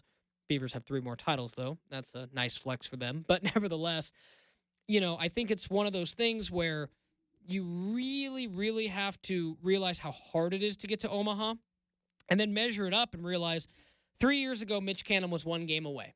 Oregon State was a national seed. They hosted Auburn at the Corvallis Super Regional. They lost first game, took the second game, and it was right there for a game 3. And 3 years ago, Mitch Canham and his squad came up short. It took them 3 more years to get back there, and up until the point now where Oregon State had not been back to the College World Series since 2018 when they won the championship. 7 years for a team like Oregon State, even though you take out the COVID year, that's a long drought, and that's way too long of a drought for a team that considers themselves to be one of the powers in college baseball. And again, they have the cachet to prove it. Only LSU could get more national titles since in the modern era than Oregon State with a win over Coastal. I mean, LSU is LSU. They are, I think, what a lot of college baseball programs aspire to be. I tell you one thing, if anybody's listening, from Oregon State, let's turn Goss Stadium into Alex Box Stadium, all right? I mean, Goss Stadium's proven we can support 4,000, 4,600. I think it was whatever it was against Florida State, maybe 4,800. Let's start getting Alex Box numbers. Let's get into 10K. I mean, I think Oregon State can support it. They have the program to support, a high-level baseball program, and I think expanding Goss is going to be on the list. But just going back to Mitch Canham finally getting over the hump and getting to Omaha, I think that's huge for him as a coach. You talk about his journey to being head coach, coming from being a minor league head coach and working his way to Oregon State, I think, he had to figure some things out himself of being a first-time, skipper of a college program and building a college program and what he wanted that college program to look like and what he wanted his hitters to look like and how much he wanted it to look like Pat Casey's program versus his own spin on things. And I think that's, and not to mention, folks, Mitch Canham is the ripe age of 40 years old, right? When he got this job, he was 35 or 36, depending on how his birthday falls. But you get my point. He was a young coach and someone who was still figuring things out. And you think about how quickly he was able to find success. There were no, missed years as far as the tournament, with the exception of that COVID year, but everyone missed it. The Beavers have been a postseason regular, continuing that success that Pat Casey laid. And I know a lot of people, and I got to give a shout out to a couple people who have jumped on and checked out our Beavers Edge season wrap-up baseball podcast. You can check that out at beaversedge.com. Made mention that, Pat Casey went 0-2 in his first round to Omaha in 2005 when he got the Beavers over the hump. Mitch Canham goes 1-2, and I think it's important to note that Mitch Canham had a lot more to work with as far as cachet and recruitability than Pat Casey did in 05 and 06. I mean, even in 06, back-to-back College World Series, you still, only had one title and not necessarily the cachet that Mitch Canham has to recruit now and get some of the best players. You're talking multiple number one picks. Pat Casey, had some great players, Jacoby Ellsbury, Mitch Canham, many others. But as it turned out, the best was yet to come as we had Adley Rutschman go number one overall, Travis Bazzana go number one overall. This year, you're going to probably have another top 10 pick in Iva Arquette. Mark my words, folks, in a few years, you're going to see Dax Whitney be up there as a number one pick. I mean, he's got all the stuff. And, I think the pain of losing is really going to fuel this team moving forward. I mentioned 2005. The Beavers were 2 in barbecue that year. Many people that I have talked to, again, your boy here was at the ripe age of, 9, 10 years old when that was going on. So I remember those teams, but not necessarily from that pure, top to bottom perspective. And those Oregon State fans that I've had conversations with over the last couple weeks have been pretty blunt saying, no, that 05 team was the best team out of that stretch of 3 that Oregon State had. They didn't win the title. That team had Jacoby Ellsbury. We all know what Jacoby went to go be. But it was the pain of losing in 2005 that fueled those championship runs in 06 and 07. I said it a little bit earlier in basketball terms, but learning the secret sauce of the College World Series and having, the pain of losing. And it's huge because it's a driving force. And I don't doubt there's going to be at least a handful of Oregon State players who could move on to other situations, not the top guys, but some guys who could come back for another year or choose to pursue their professional career who may opt to come back because the goal is winning a championship at Oregon State. And, the baseball culture that they have there is awesome. And some guys are like, give me some more of that for a year. I watched it from afar and have watched it from afar for better part of a decade or more. And it's like, give me some of that. That's a lot of exciting stuff. So it's almost a rite of passage that you have to go to Omaha and have some pain before you can use it as fuel moving forward. And I think despite Oregon State losing, they're going to lose Iva Arquette, they're going to lose Gavin Turley, they're going to lose Mr. Do-It-All catcher Wilson Weber. But there's the potential for some big-time guys to come back. And I think if they get a few guys to come back, combine that with what I think is going to be a top 5, borderline, at worst case, top 10 weekend pitching rotation in the country next year, we could be talking about Oregon State in the same spot next year. So we'll be definitely keeping tabs on that coming up. We're going to take a quick break here on the Rip City Drive. When we come back, we'll continue the college baseball conversation. We'll preview LSU and Coastal Carolina, the Tigers and the Chanticleers squaring off for the college baseball crown this weekend in Omaha. You've got the Rip City Drive with Brendan Slaughter here on a Friday.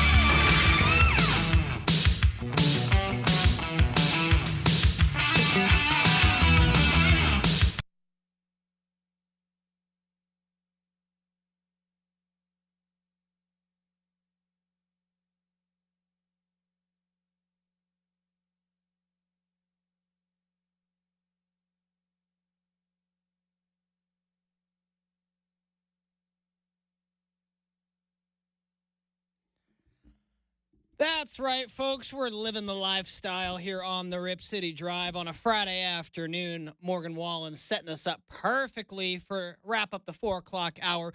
Brendan Slaughter here for Rip City Drive. Pleased to everyone who's tuned into the show so far. It's been a great show, and it's not over yet, folks. We're going to have Sean Hyken in the 5 o'clock hour joining us here in studio, talk some NBA Finals with Sean. And, a couple Blazer things, too, as we got an exciting draft night here from Rip City Radio next Wednesday. We'll be teasing that. So some awesome stuff going up down at Moda Center. So that's going to be an exciting day for us as well.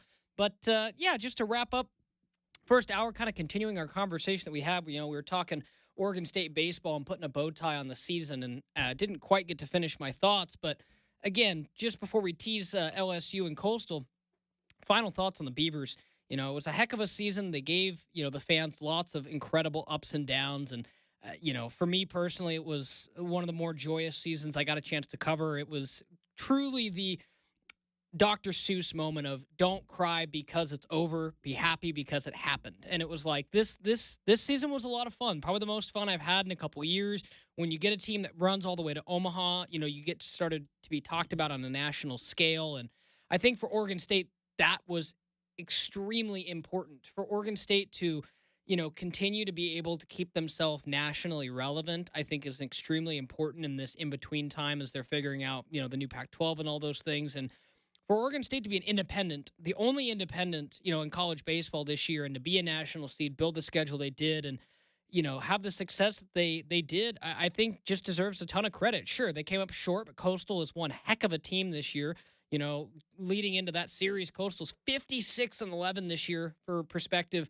LSU 46-15, and this is a matchup between two really good teams. I'm going to give the nod to Coastal early on because they carry a 26-game win streak into the matchup. It might be destiny for Coastal this year in the sense of they've got great pitching, great timely hitting.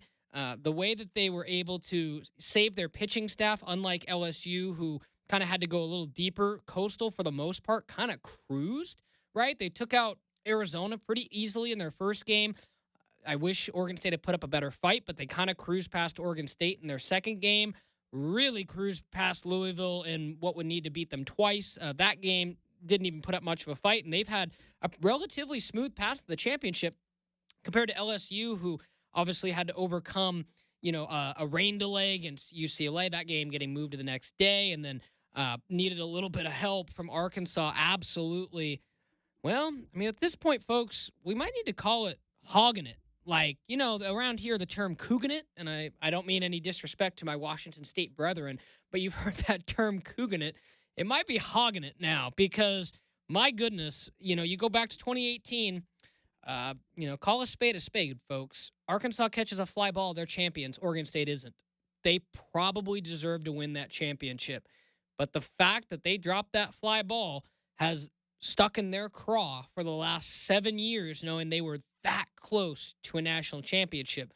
This year, it's almost like those same demons came back for them as they had a comedy of mistakes and, had a real chance to put LSU in a tough spot and force them into a winner-take-all game that ultimately would have happened today, setting up, winner-take-all game setting up between Arkansas and LSU. And Dave Van Horn's squad and Arkansas, they just came up a little bit short again. And you feel for those kids, especially the kids that made the mistakes. But it's weird. It's almost like Arkansas just can't quite get over it. And, you think like Oregon State, sure, they haven't had quite as many Omaha appearances as maybe you would have liked. But, man, they are usually pretty darn successful when they get there. Their win rate is pretty darn good. And, to come away with 3 titles since 2006, it's not easy. And, that's where I look at LSU and Jay Johnson being able to do something, particularly impressive is, he came over from Arizona and, won the title with Paul Skeens a couple years ago. And they have a chance to, go 2 and 3 years. And, as much as I love my Beavs and think Oregon State baseball is right up there as being a top 5, if not higher, program in the country, got to give the nod to LSU because LSU is the gold standard of college baseball, whether that's, their championships, what they were able to do back in the day with Skip Bertman, what they were able to do with Paul Maneri, and now what they're able to do with Jay Johnson. It's impressive. And, as I mentioned earlier, I think their stadium is kind of the envy of a lot of college baseball. Alex Box Stadium is one of the coolest places to watch a baseball game. Again, if you're listening to Oregon State, let's get some 10K Goss Stadium working.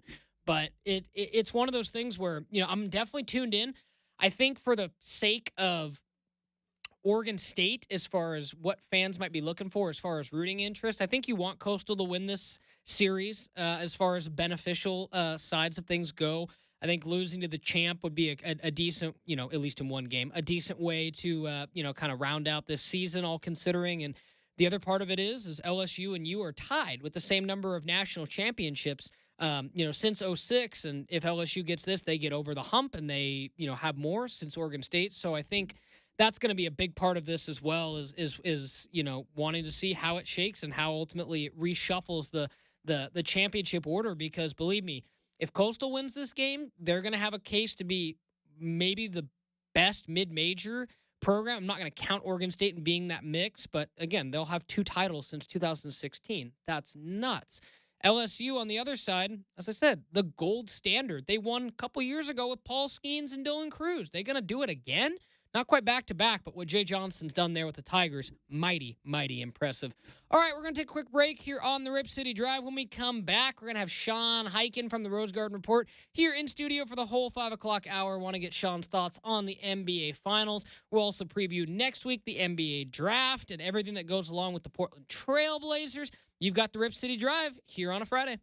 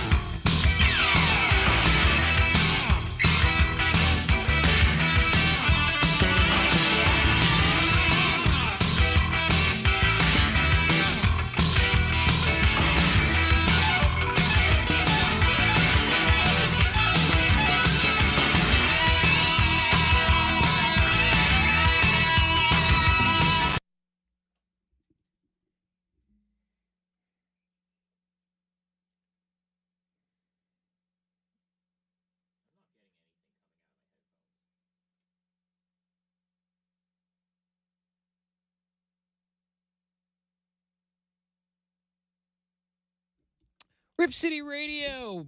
Brendan Slaughter here for the Rip City Drive on a Friday afternoon. The Indiana Pacers cruised past the Oklahoma City Thunder 108-91 in Game 6 of the NBA Finals behind a balanced production that featured 6 double-digit scorers. A winner-take-all game is Game 7 Sunday night in Oklahoma City. LSU and Coastal Carolina will square off for the College World Series crown in a best-of-3 that starts on Saturday. And coming up on the big show, he's here in studio. We're joined by Sean Highkin from the Rose Garden Report.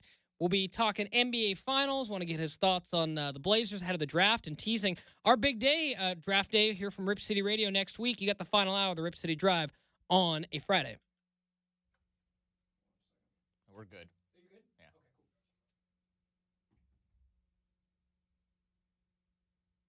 Sorry, I have no idea sometimes what that I have no idea how that's like. It's the headphones. I put my own in. Oh, okay. Crappy head. Another thing I wish we could improve on, have headphones that are actually. That's why I brought my own. Yeah. As I put mine in here and take them with me every time. Yeah.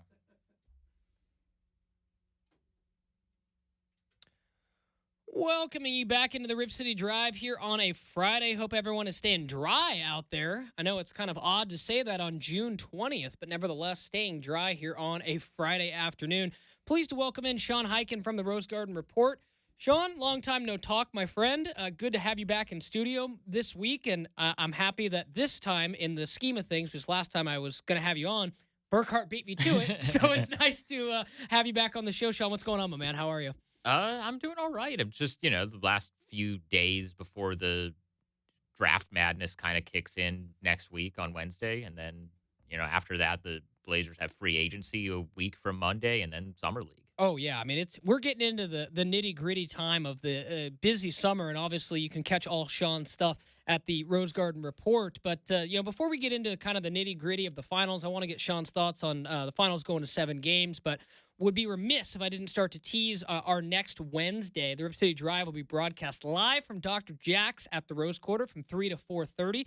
Chris Burkhart and Sean Highkin will be on that broadcast. And then at 4:30, Travis Demers and Francis Williams will take over until the end of the first round. And again, Sean, some pretty cool stuff that Chad Doing has hooked us up with. They can stop by that Rose Quarter booth at the iHeart booth at the Rose Quarter and enter to win a prize pack with a Scoot Henderson autographed jersey, 4 Coors Light silver seats, and a signed Trailblazer pennant. Man, Chad Doing going deep, getting some good merch. You guys excited to be out there for the draft on Wednesday? Yeah, that's some pretty good stuff that you're going to have a chance to win. But yeah, and then just to let you guys behind the curtain, yeah, like you mentioned, Burkhart and I are going to be doing the show from 3 to 4:30. And then as soon as I get off the air, I'm going to go right from the show out to Tualatin to the Blazers practice facility. And I should be able, depending on traffic, and this is a little bit precarious because it's rush hour, but I should be getting to the practice facility right around the time the actual draft starts. Okay.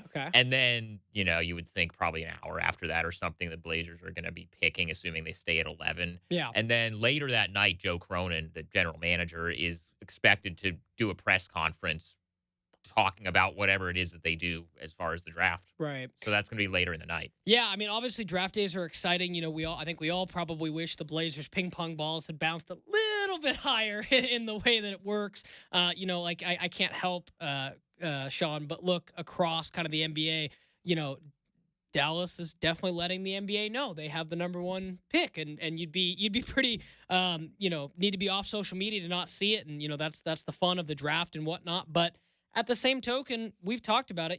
There's still the potential to find somebody at 11 who could be impactful. Maybe not right away, but we've seen it. Guys like Jalen Williams, guys like Giannis, guys like Kawhi Leonard. I know I've named 2 Hall of Famers in that, but you know what I mean. Like there can be maybe a better comp is like an OG Anunoby, sure, right? Like there can be guys in those mid-teens who can turn out to be pretty effective players. Tuani Kamara was the 52nd pick. There you go. Right. But two. No, to your point, though, Brendan, I do know that the Blazers feel, obviously, after the lottery, you're disappointed that you fall back and that you don't move up into the top 4, let alone to number 1. But I do know that they are very comfortable at the 11th pick if they do end up staying there, and that they feel like there will be someone there that they feel good about. There's a group of I would say probably a half dozen guys that they maybe feel like if one of those guys is there at 11, then they're in a pretty good spot. Yeah, I'm curious, kind of some names, of a few that have kind of been mentioned. I've heard, Colin Murray Boyles from South Carolina. I've heard Derek Queen. I think if I'm not mistaken, correct me if I am, Sean. They brought Carter Bryant in from Arizona for a workout. Right. So those are some names that are kind of around that mark. You could go a little bit farther, a little bit higher. Derek Queen is interesting to me. If they were to go with a quote big man, does that perhaps make someone like Robert Williams more expendable, or DeAndre Ayton?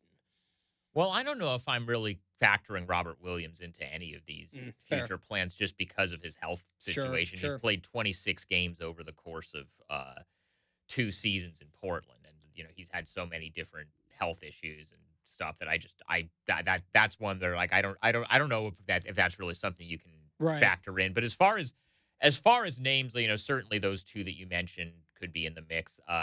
A few others, Carter Bryant, as you mentioned, from Arizona. I think that's a guy, that makes a lot of sense as far as like a potential, quote unquote 3-and-D wing. That's somebody I could see them looking at. Kasparis Yakachiunas, the guard out of Illinois, that, I think that's somebody that would make some sense. And then the 2 others, kind of at different ends of the spectrum, but Agor Damin from BYU. Some questions about his shots, questions about his defense, but a playmaker at 6'9". It's kind of in the mold of a Denny Avdia. I think I could see there being some appeal there. And then the other one is Noah Essengue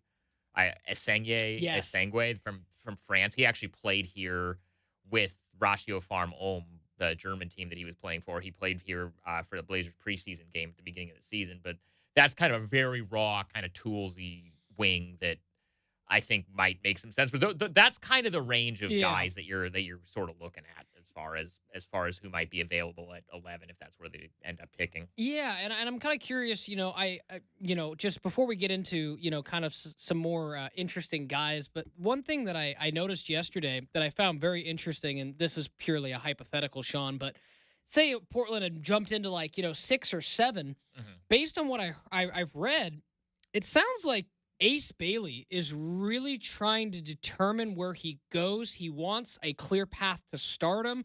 I'm looking at a mock draft now on Tankathon that has him now falling down to 5th in the Jazz. It's kind of interesting to me that, I saw he declined the workout or declined the dinner, whatever it was, with the 76ers. And, that's nothing new. We've heard, going back a long time, Isaiah Thomas didn't want to be a Piston and, they drafted him anyway. But, it's kind of interesting that a top 3 guys, I want to fall to one of the teams that I thought was going to be drafting in the top 3 because it offers a better path to quote stardom. Yeah, and you don't know what's really going on there.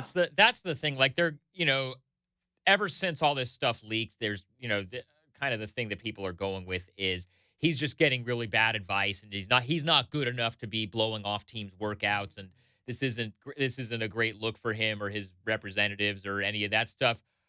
I wonder if there is a team in that top, let's say 6, 7, 8. Yeah, I mean that would be the Jazz, the Wizards, and the Pelicans, and for Brooklyn example. at 8. I wonder if there's one of those teams that has told him that they're going to take him. And then, and basically, he basically told him, and I'm not saying that I know that this is true, but it's just, I think that I wonder if there's one of those teams has told him, yeah, you're our guy, but you need to shut it down and just not work out with any other teams and try to get them to discourage you from taking, because we know you've got a spot here. I don't think it's nearly the situation. Remember what happened a couple of years ago with Cam Whitmore, who was projected to be a top 5 pick, ended up falling to 20.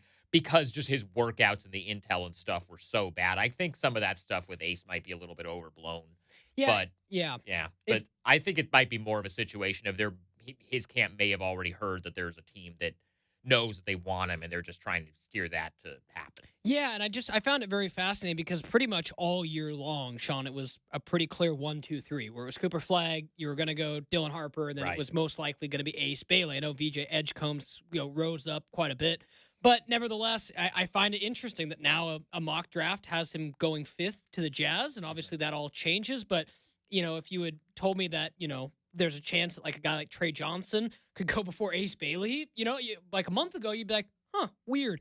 But nevertheless, I found that kind of interesting. Along those lines, Sean, we talked a couple weeks ago kind of about what the Blazers could do, and you kind of mentioned they're going to keep their ears open for any deals that might come. But as we get closer to draft day, knowing what we know now, would it surprise you if they didn't hang on to that pick?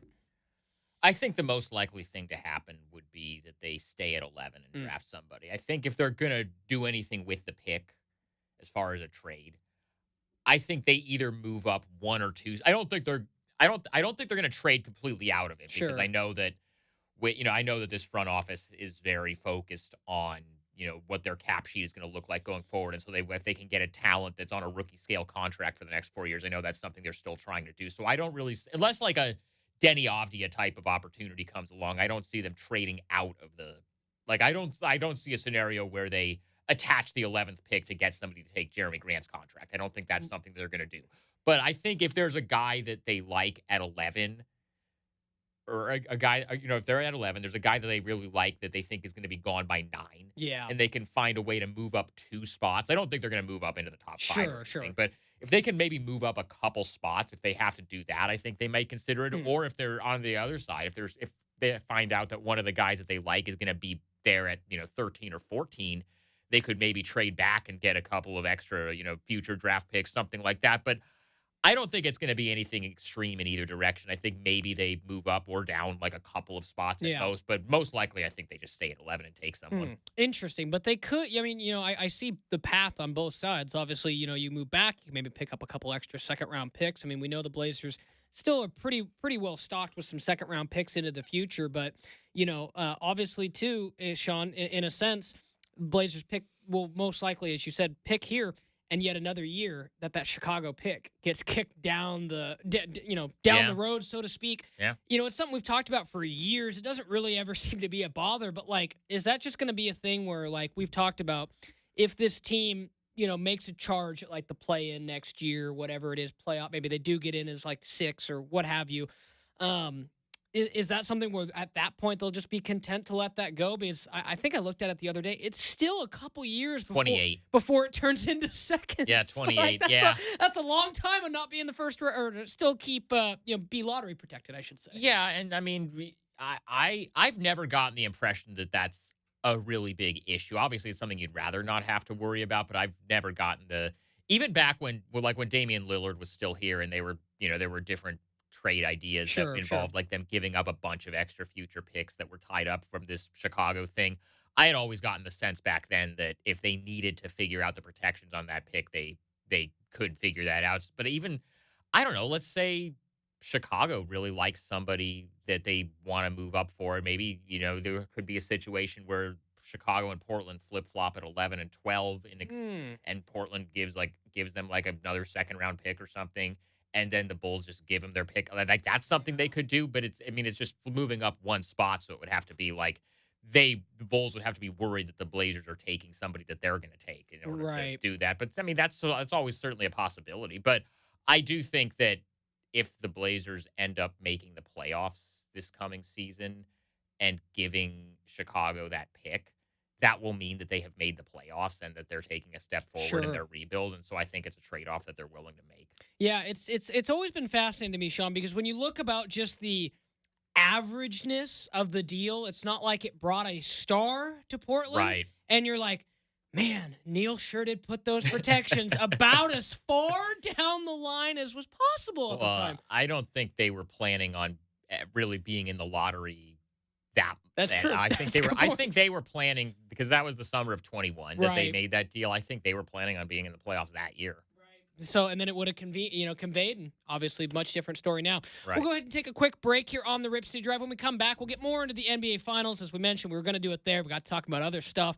Oklahoma City and Indiana going Game 7. We got Sean Highkin in studio for the 5 o'clock hour. You got the Rip City Drive.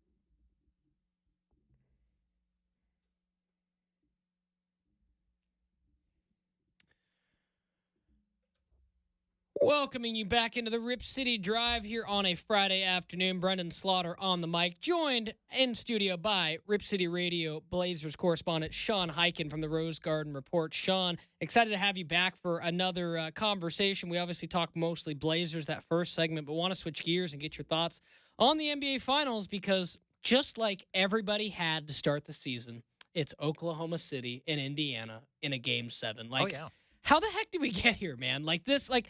You know, Oklahoma City, I like that's not too hard of a sell. If you had told somebody before the season, hey, the Pacers are going to come out of the East and they're going to push it to a Game 7, I think someone would have had you drug tested, Sean. like high key. Like it's kind of unbelievable in that sense. It's not what I would have predicted, but people also kind of forget that they did go to the Eastern Conference Finals last year. So it's true, I did. It's not like this is it's not like this is just out of nowhere. And it's just a team that, you know, you look at obviously Halliburton and Siakam, but just they just have a lot of good role players that know what they're doing. You know, Nesmith, Nembhard, right. TJ McConnell's had a really good series. Even like Matherin's had a couple of good games. Like they've just got so many. Like you can kind of, if somebody had told me that at the beginning of the season that Indy was going to make the finals, I would have been surprised, but I also wouldn't have been like completely like falling out of my chair. I can't believe this. Yeah, I mean, let me ask you a different way. Is it more unbelievable that the Pacers are here compared to like a couple years ago when the 8-seed Miami Heat played the Denver Nuggets? That's a good question because, I mean, the thing is, like, with that 8-seed Miami Heat team, like, that was a team that had just been to the finals a couple years before, right. And, like, we've seen Jimmy Butler do this over and over again in his career in the playoffs. But, yeah, but then you see that, like, a lot of that run was on the backs of, like, Max Strus and Caleb Martin and Gabe Vincent, who, you know, most of those guys. Actually, Max Strus was pretty good with the Cavs the last couple of years, but, you know, Gabe Vincent signs with the Lakers off of that series and is big contract, kind of never heard from again. Yeah. But I'll tell you this, going into Game 6 last night, I didn't really think Indy had that much of a shot because the whole conversation leading into that game was, is Tyrese Halliburton going to be able to play? And if he can play, you know, with this calf injury, what is his, you know, is he going to be able to be as effective? Because he was not good in Game 5, and he was clearly hampered. He was clearly playing hurt. And so, you know, with a calf injury, anytime you're talking about a guy playing with a calf injury in the finals, your mind goes to Kevin Durant in 2019, comes back from that calf injury, tears his Achilles, and then, you know, that's that whole series. So I don't know if, I just kind of came into this thinking, you know, if Halliburton plays, is he going to even be effective enough for them to be able to hang in there? And I thought, honestly, Halliburton he didn't have like his best game of the series, but he was not his worst game of the series. I thought he looked all right. And honestly, Siakam was so good in that. Like, here's one for you. If Indy were to close it out on Sunday and win Game 7, who's finals MVP? Because I think it might be Pascal. That's a great question. That's a really, really good question. Can we give it to TJ McConnell? That's not the worst idea in the world either. Honestly, like that sounds like a joke, but he's swung a couple of games in this series. I mean, I was talking to Keith Smith back in hour 1 from Spotrac, and you know, I mentioned to him kind of the same thing with you. Like when I heard calf strain before games, you know, I forget when they announced that was before Game 5 or before Game 6. Yeah. But when I saw that, my mind went, same thing with you, Sean, is anytime we hear calf strain, we've been pretty much, you know, ingrained in our brain since Kevin Durant to go, well, the calf is connected to the Achilles and, you know, yada, yada, yada. And then Keith had told me that Indiana had kind of determined there wasn't going to be an additional risk to him playing and whether or not that, or at least that's what was reported kind of a thing. And I almost wonder if it's as simple as, you know, I mentioned earlier, Sean, I am not a doctor. My parents probably would have liked it if I was. Right. But I wonder if it's just as simple as, like, maybe his calf strain's a little higher on his calf than lower. And that is, like, as simple as it could be. Or there's just the severity of the strain. They might have looked at it and decided that they were comfortable with it. Obviously, we're never going to see these medical records. Of course, yeah. But and you know, if it's up to the player, like the player is always going to say, "I want to play." Right. You know, they're in the finals. But you know, now honestly, man, now that I'm just going to go with it now. Now that they forced a Game 7, I'm going to pick Indy to win. Yeah, I'm done doubting that. No, I mean, I'm with you. I mean, I think it's one of those things where I'm sure OKC will be a betting favorite. I'm sure Oklahoma City is going to be loud as loud can be, and that's going to be an advantage. Like we saw how loud Indiana was last night, and that made a big difference. But the Pacers don't seem to be quite as intimidated by being on the road as much as maybe some other teams.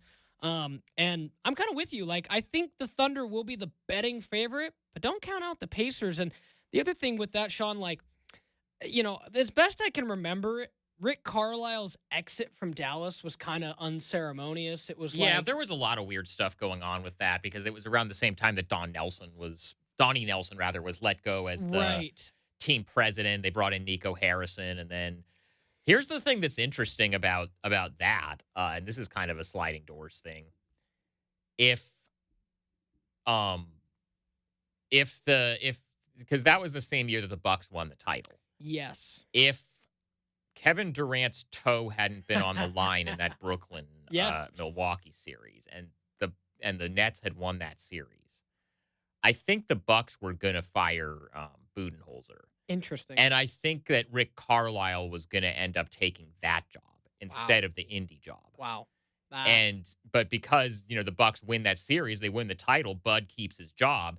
The Indy job is the one that comes open. Right. And so Carlisle ends up taking that job, and they've just kind of been off the radar the last few years. They had a couple years where they were in the lottery, but even like it's not even like they're in Game 7 of the finals on the backs of these guys, these big talents that they found in the lottery. Like Matherin's had a couple of good games, but he's a role player on the team. And then Jarris Walker, who I think was the 6th or 7th pick a couple of years ago, he's been injured for a lot of these playoffs. He hasn't really played at all. So, they've just kind of been off the radar. They got really, they made a great trade with that Halliburton trade. And then other than that, it's just been, they've identified, Aaron Nesmith, who they kind of picked up on the cheap from the Celtics. And they, Andrew Nembhard was a 2nd-round pick, and, he's turned into one of their most important guys. And they've just kind of built this thing and built this thing and built this thing. And it's just kind of been a slow and steady progression. They never bottomed out, and now here they are. Right. I mean, I think the highest they drafted was probably the year 6th. They took Mathurin in the Sharp draft. So, Yeah. I mean, that's a testament to them. And I think the other thing, Sean, that you have to mention, I know it might not be the best memories here in Portland, but gosh darn, their executives sure do have some deep Portland connections there in Indiana. And you look at like their history, right? So it's like you go back through like even just their coaches, right? Like when that group got there, they had Frank Vogel. He's found success, right? Yeah. They rehired Nate McMillan, who they were, obviously very familiar with. Other than the 1 year, very random Nate Bjorkgren experiment, where, like, again, you don't... Blazer assistant now? Yeah, you don't see coaches get canned after a year, typically. Like, usually, like, it's just very rare. There was a lot of weird interpersonal stuff there. Some of that stuff's been reported. Sure, yeah. It's one of those things, and I like Nate a lot. I've gotten to know him over the last year. I think it's one of those situations with him where some people are just better suited to be an assistant and not be the one that's in charge of stuff. Right. I mean, and obviously I think Blazer fans remember, like, it was kind of cool when Chauncey Billups was out and Bjorkgren was out, and I think they won a couple games, and it was cool to get to talk to him for sure. And obviously you with the Rose Garden Report see him a lot more, but it's just one of those things that I think was very fascinating because it should give a mid-ish market like Portland, and I don't want to discount Portland, which I believe is still a top 25 market, but in the sense of Indiana, it's similar. And I think Indiana going to the finals with, I know Chad said, he doesn't think Tyrese Halliburton is like a superstar per se. It's up for debate, but you could honestly say, like, if you don't think Pascal Siakam's not a superstar, this team doesn't have one. They have two players in Halliburton and Siakam that are a lot better than anybody on the Blazers. I would say that that's the difference. Yeah. But with that said, a lot of the Blazers role players, like, I think Tumani Kamara and Denny Avdia would both get minutes on both of these teams in the finals. Oh, yeah. Like, I mean, those two wings are, and we've talked about wanting to create a runway for them and all those things. But, yeah, I mean, if you're saying if you took Tumani Kamara and Denny Avdia, like, in place of, Nembhard and Nesmith, they'd fit in like a glove? Or just even some of these other guys, like, you're telling me if Tumani Kamara was on the Pacers, you're telling me he wouldn't be playing instead of like Ben Shepherd or some of these other guys in the rotation? That's true. That's true. And I think, obviously getting Halliburton But Siakam was a traded for star. Yeah. And, we've talked about it, like, going into that trade deadline, as I remember, like, Siakam had been on the market forever, just like OG Anunoby. Like, that's what Masai Ujiri likes to do. Hey, my guy's on the market. It's going to be this many picks. And they ended up not even really giving up that. I think it was like Bruce Brown for the money, and then it was like 2 first-round picks, one of which was this past year. Yes. And then the other one, they ended up just getting back from New Orleans. Oh, interesting. Because that trade that they made with the Pelicans like a couple days ago, it's kind of the rare trade by a team that is currently in the finals, which you can do if it's not involving your players. Oh, okay. Interesting. Like, as soon as for teams, by the way, this is how the Desmond Bain Orlando trade happened also. But as soon as your season is over, you can make trades again. Okay. So if you're out of the playoffs, if your team's season is over, you can start making trades. It's just that, but when it's like trading future picks, like a team that's currently in the finals can do that. And so what the Pacers did was they traded this year's pick that they had in this upcoming draft to New Orleans for their own pick back next year. Okay. Yeah. Which was the pick, and New Orleans got that pick from Toronto in the Brandon Ingram trade at the deadline. Makes sense. And Toronto had gotten that in the Pascal trade. So they got back one of their own picks. Yeah, and I'm curious on that. Do you think is that kind of just to protect against like maybe having a bad season? Because Sean, and from what I can tell, is I think you'd probably like to be like a situation like Oklahoma City where you have the team, or Pacers right now, where you have the team. This is the core you're going to contend with, but you'd probably prefer to own other teams' picks rather than your own if you're going to be in contention. So that's why I find that Pacers deal kind of interesting, because the Pacers aren't going to draft higher than 20-something in these, if they kind of continue on this pace. So I found that definitely kind of interesting. Yeah, and I think there's another part of it too that where basically the Pacers, are going to be up against some salary stuff because they have these guys. And so they're not going to have a first-round pick this year now. So you don't have to add that salary to your books. You can wait and add that next year. So it's like, it's just kind of kicking the can down the road in that sense. Yeah. And, kind of along that, obviously, the salary cap, second apron are a big part of things too. As you kind of look at the cap sheet going into this next year, Sean, the Blazers obviously will only have the one draft pick. Of, just with the way that the roster works, is there a guy who was on an expiring deal this year who you think this draftee will kind of come in and take their place on the roster, so to speak, and maybe won't be extended, particularly looking at someone like Delano Banton or Jabari Walker who are expired this offseason?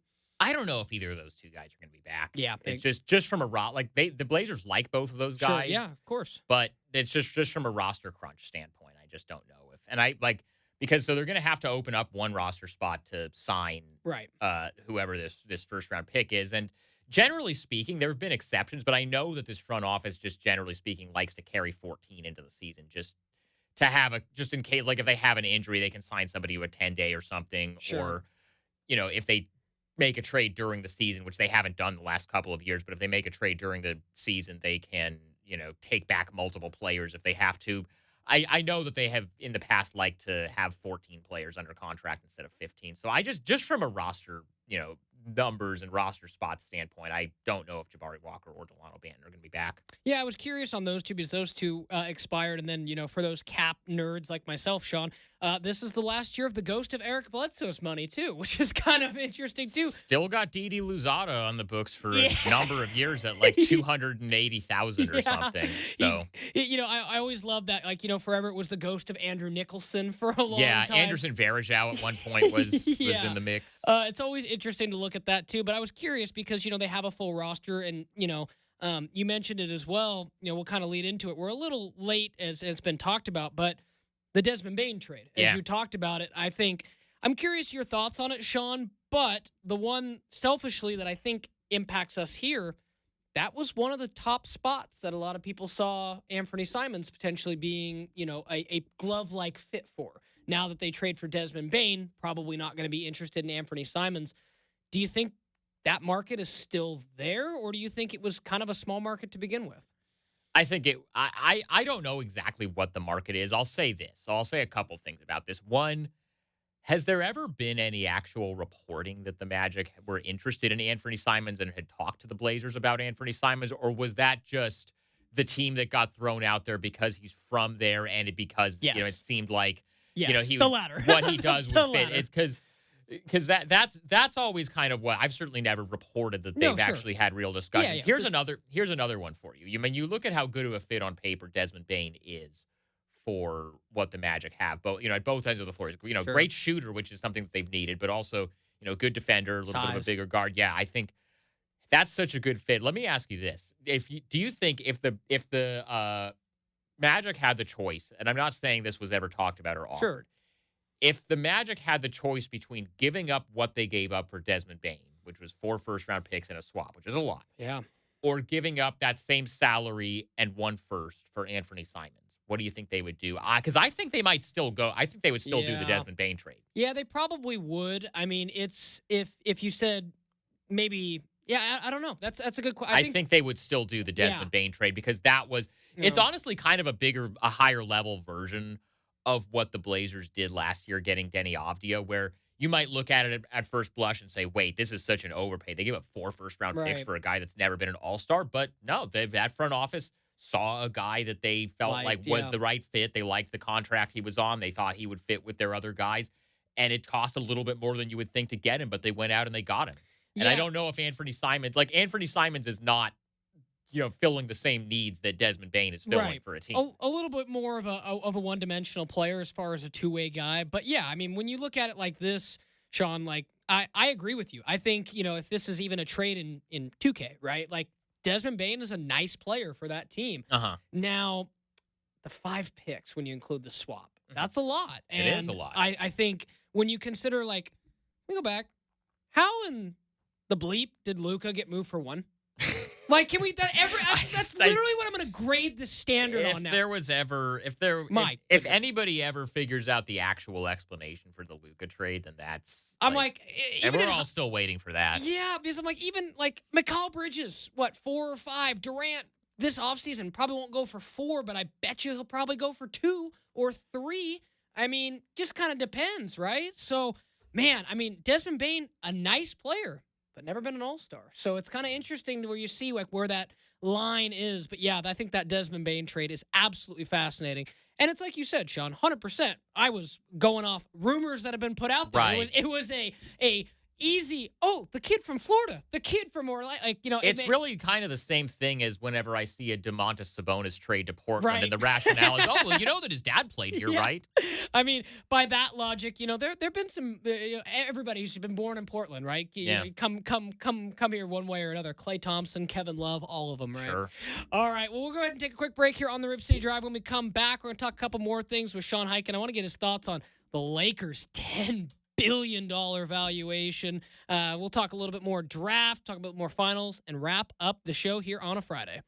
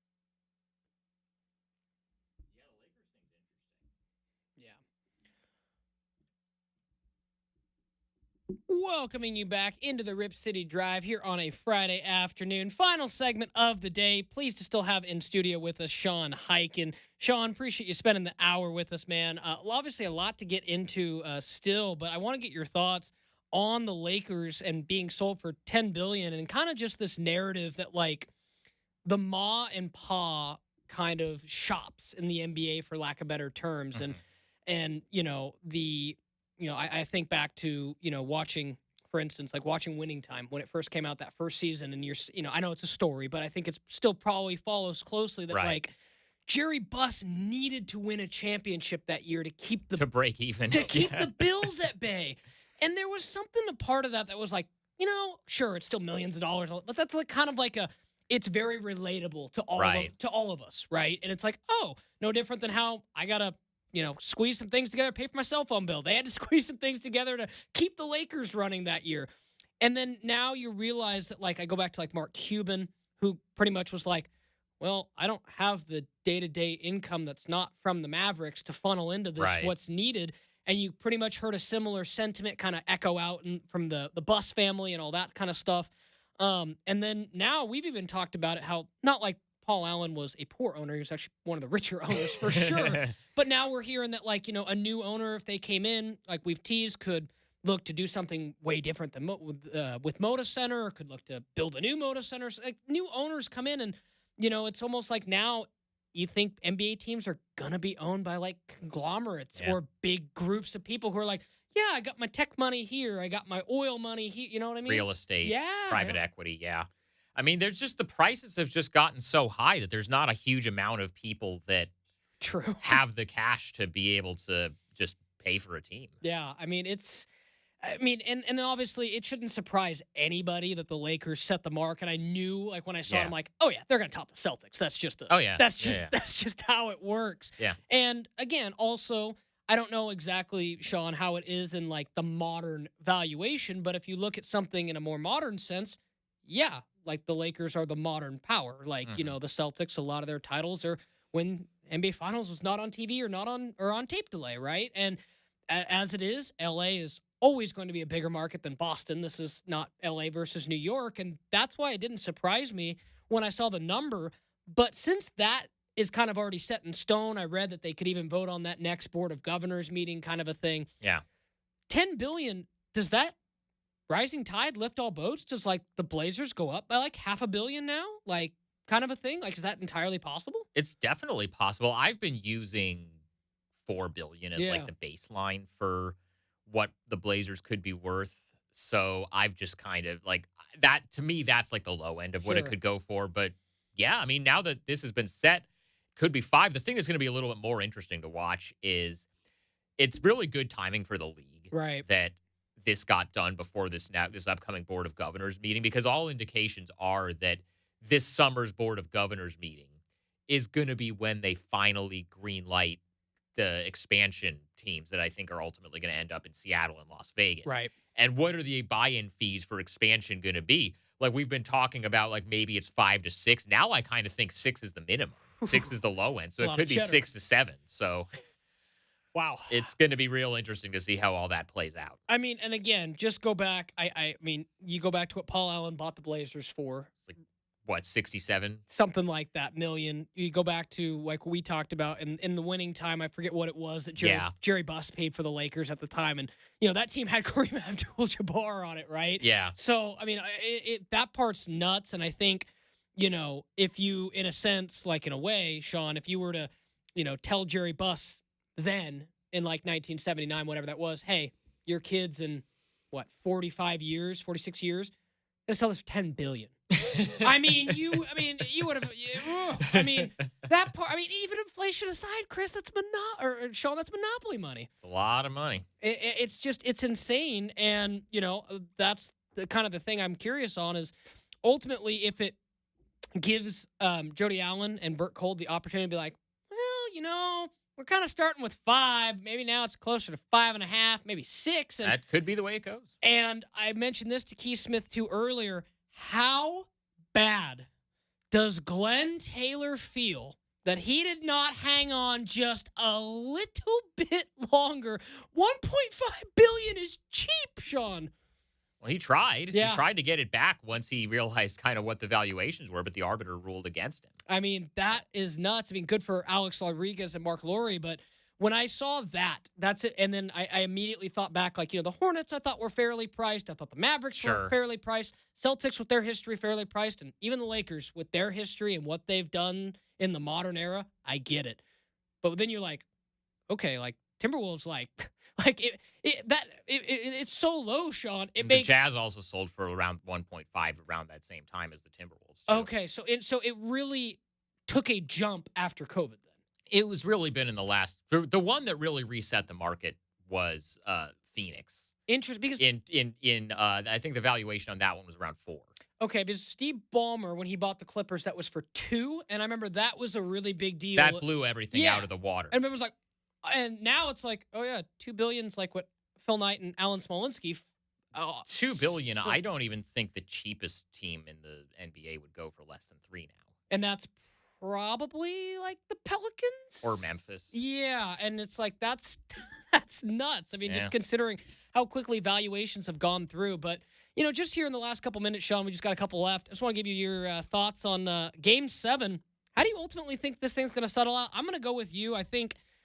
I don't know if they will, but I want the Pacers to win, so I'm going to put it into existence. Pacers going to get it. I support that. And like I said, I didn't think they had a shot in the last game because of Halliburton being hampered, and then they blew them out. So I'm done doubting the Pacers. I'm going Pacers. Yeah, I think it's going to be good. And, the fact is, Sean, we don't get a lot of Game 7s. No. And, and I was looking back, historically, they're not blowouts either.